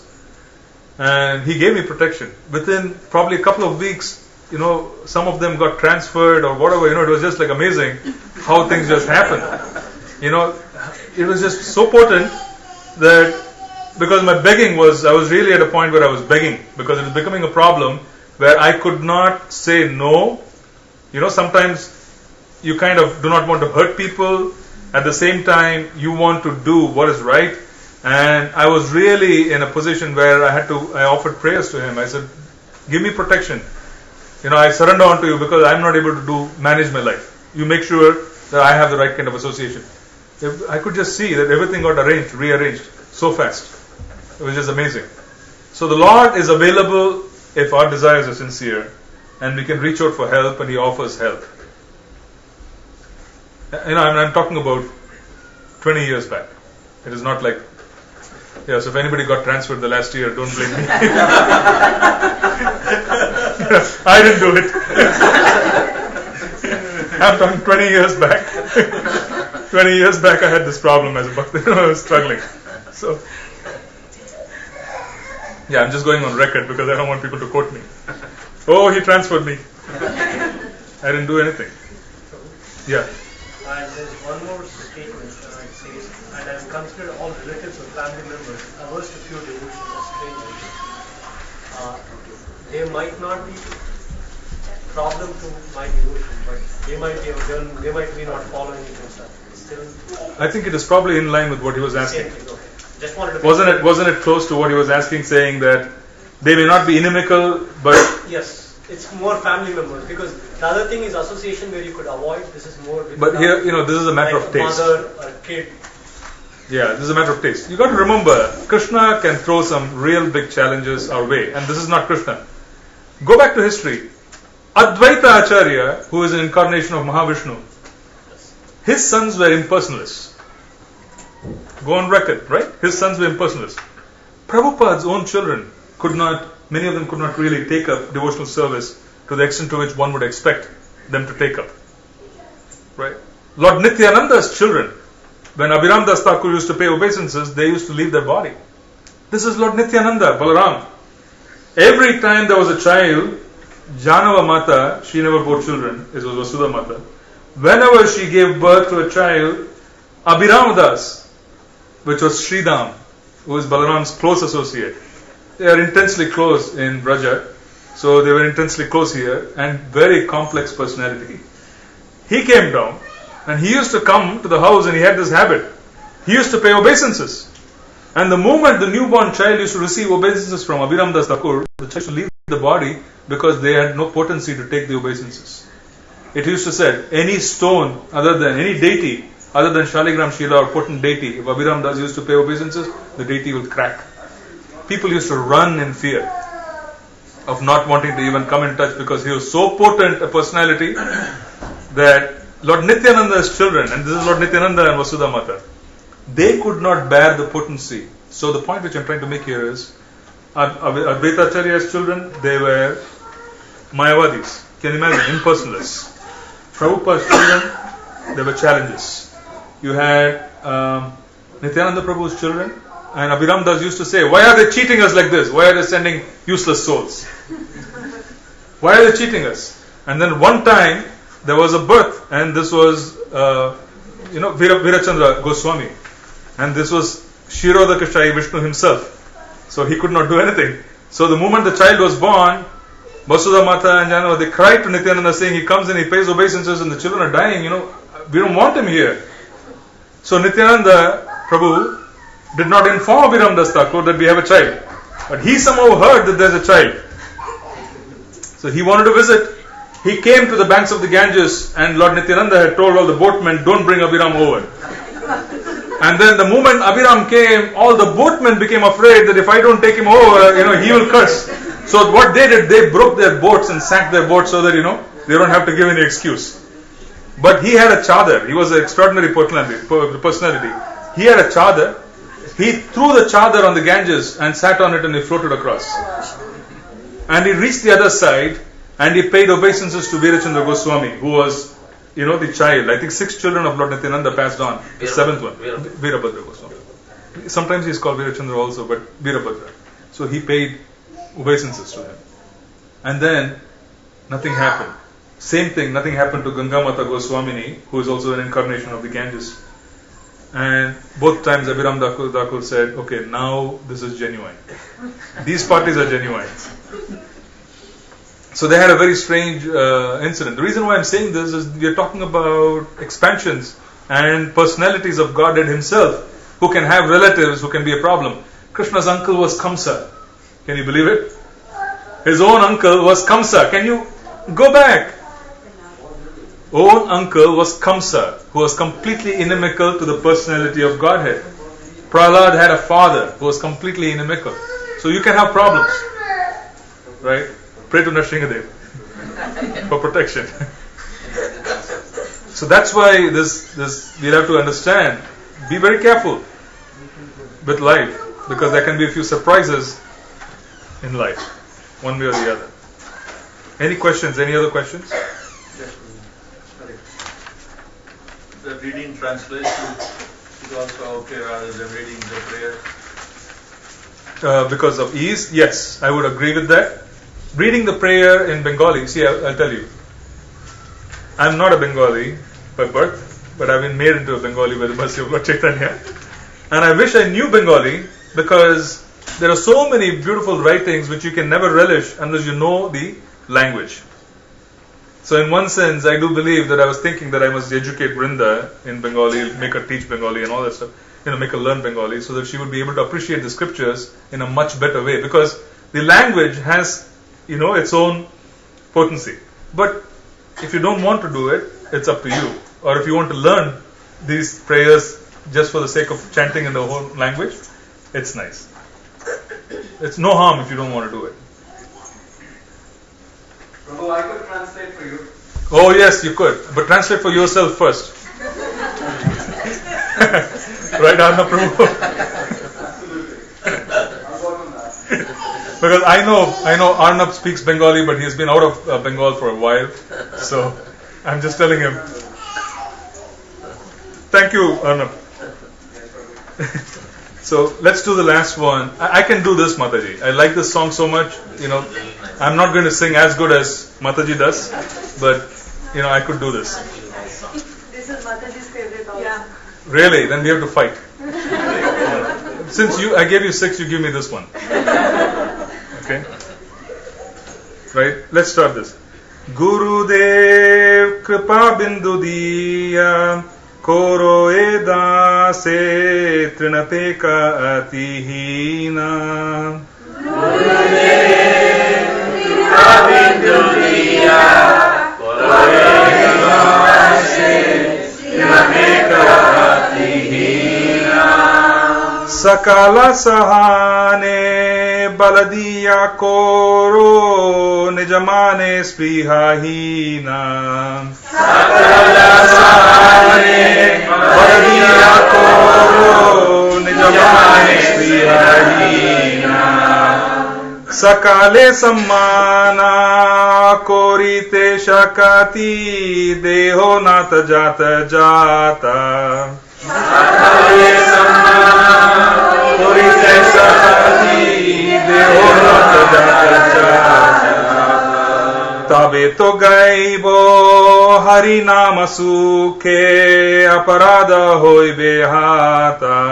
Tabe to gaibo Hari Nama Sukhe Aparada hoibe hata. Kabe henu kripa labiyae jana kritata hoibe nata. Kabe henu kripa labiyae jana kritata hoibe nata. Shakti buddhihina ami atidina koro more atmasarta. Shakti buddhina ami atidina koro more atmasarta. जो ज्ञाते विचारे किचु नहीं पाए तुम्हारा करुणा सारा. जो ज्ञाते विचारे किचु नहीं पाए तुम्हारा करुणा सारा. करुणा न होइलो खांदिया खांदिया प्राणा न राखी बोआरा. करुणा न होइलो खांदिया खांदिया गुरुदेव कृपा बिंदु दिया कोरो एदा से तृणपे कतिहीना. गुरुदेव कृपा बिंदु दिया कोरो एदा से तृणपे कतिहीना. हरे कृष्णा कृष्णा कृष्णा हरे हरे हरे राम राम राम हरे हरे. हरे कृष्णा कृष्णा कृष्णा हरे हरे हरे राम राम हरे हरे. हरे कृष्णा कृष्णा कृष्णा हरे हरे हरे राम राम हरे हरे. हरे कृष्णा कृष्णा कृष्णा हरे हरे हरे राम राम हरे हरे. हरे Krishna Krishna Krishna Hare Hare Hare Ram Ram Hare Hare.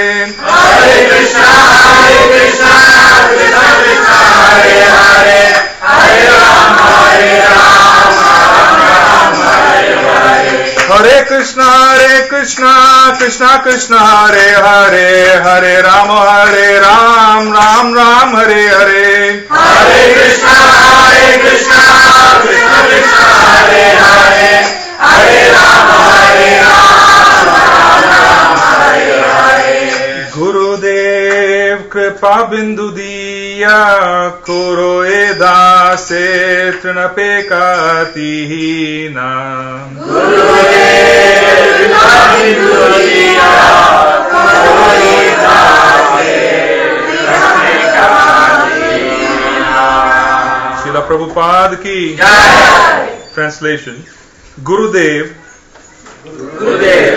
give to this servant just one drop of mercy. Just one drop of mercy. I am lower than a blade of grass. I am lower than a blade of grass. Give me all help. Give me all help. Give me strength. Give me strength. Let me be as you are. Let me be as you are. Without desires Without desires or aspirations. or aspirations. I offer you all respects. I offer you all respects. For thus I may have the energy For thus I may have the energy to know you correctly. to know you correctly. Then, Then, by chanting the holy name in great ecstasy, by chanting the holy name in great ecstasy, all my offenses will cease. all my offenses will cease. When will such mercy When will such mercy fall to this one fall to this one who is weak who is weak and devoid of intelligence? and devoid of intelligence? Allow me to be with you.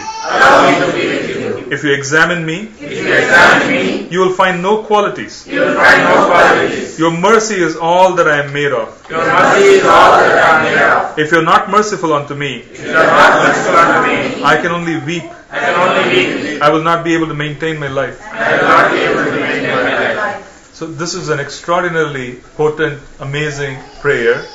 It's very attractive. When you sing it also, you understand that the words and so on are so attractive and so melodious. Even someone like me, who is completely away from the singing part, even I can manage this, right? Even though it's Bengali and I'm not a Bengali. So the point is that this is something which is about hankering for divine service. Bhajana lalasa. This lalasa is from the word laulyam, which is greed. This lalasa or hankering will not occur unless one has had ruchi, one has had taste. Why would we hanker for something that we have no taste for? So this is occurring right at the end. So one has surrendered, has gone, has developed humility, has gone through the process of Atma Nivedan, has gone through the process of understanding Krishna is my only maintainer, understanding Krishna is my only protector, understanding that I must give up all that is completely averse to devotional service, accepting all that is favorable to devotional service.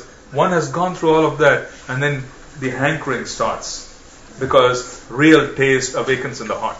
This occurs at the stage of ruchi.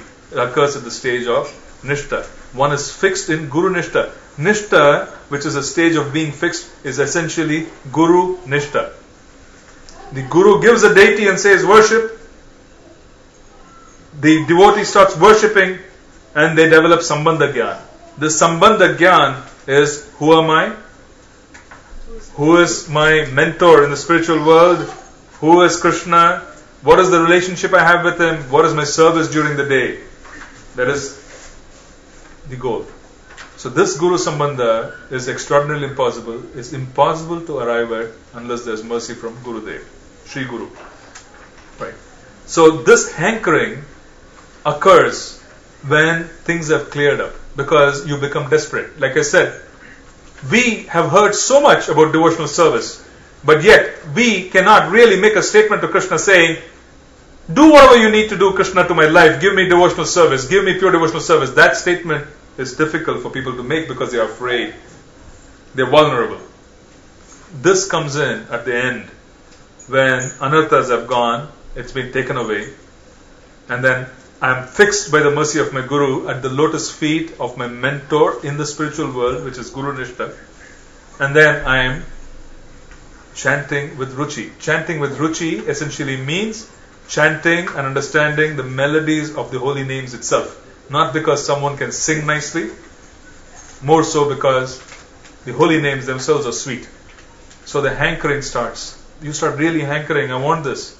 So this Lalasamai is a prayer of Narottam Das Thakur. Here Bhaktivinoda Thakur, this is about Bhajana Lalasa, hankering for divine service. There are many songs that fall in this category. I picked this one because I somehow I have attraction for this, so I picked this. It's a very potent song. So with this, we have completed the 6 different limbs, or I wouldn't say 6 limbs, the 6 different aspects or attributes, and that we have to cultivate for us to be able to experience Saranagati. If we take up the part of these prayers, and master them on a daily basis, keep in touch, you will be keeping in touch with Srila Bhaktivinoda Thakur. Please remember that. When you keep in touch with the works of an Acharya, you are keeping in touch with the Acharya himself, which is no ordinary thing. So take this up, make this a part of your daily routine. When questions come up saying, Prabhu, I'm chanting, but I'm not able to chant properly. Prabhu, I'm not able to associate properly. I'm not able to read. I'm asking you to pray. Because you offer prayers, having the desires, then things will happen.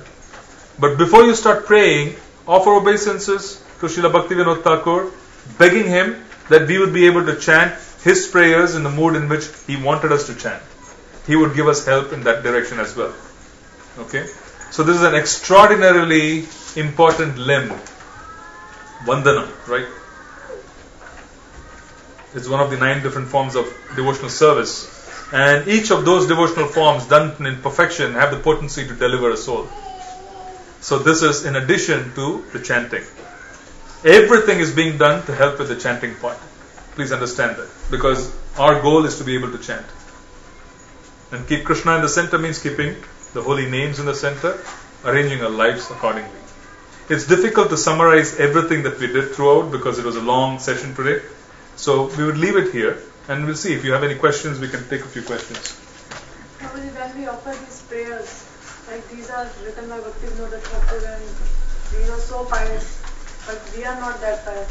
For example, it's written mind, body, family, whatever may be mine, I have surrendered at your lotus feet. But when I will read this prayer, then a question will come in my mind, I have not surrendered everything. Yeah. So what we're doing is, we basically have chanting, requesting that we can chant in the mood of the Acharyas. Right? We are requesting Bhaktivinoda Thakur to bless me so that I may be able to chant in the way in which you want me to chant. That sincerity will not come initially. But as time progresses on, there would be a relationship developed between us and the Acharya who has written the song. See, the Acharya exists. That relationship will develop, and that relationship would allow us to move forward. He would help us. He would give us blessings. Anything else?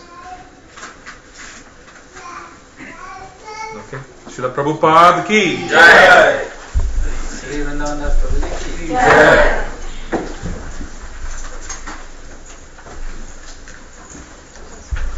All right. So, return this one. So we need to load this to the old one until such time we are ready to transition. And she will, I think, she can take care of the new one. Right? Because I haven't been able to block time.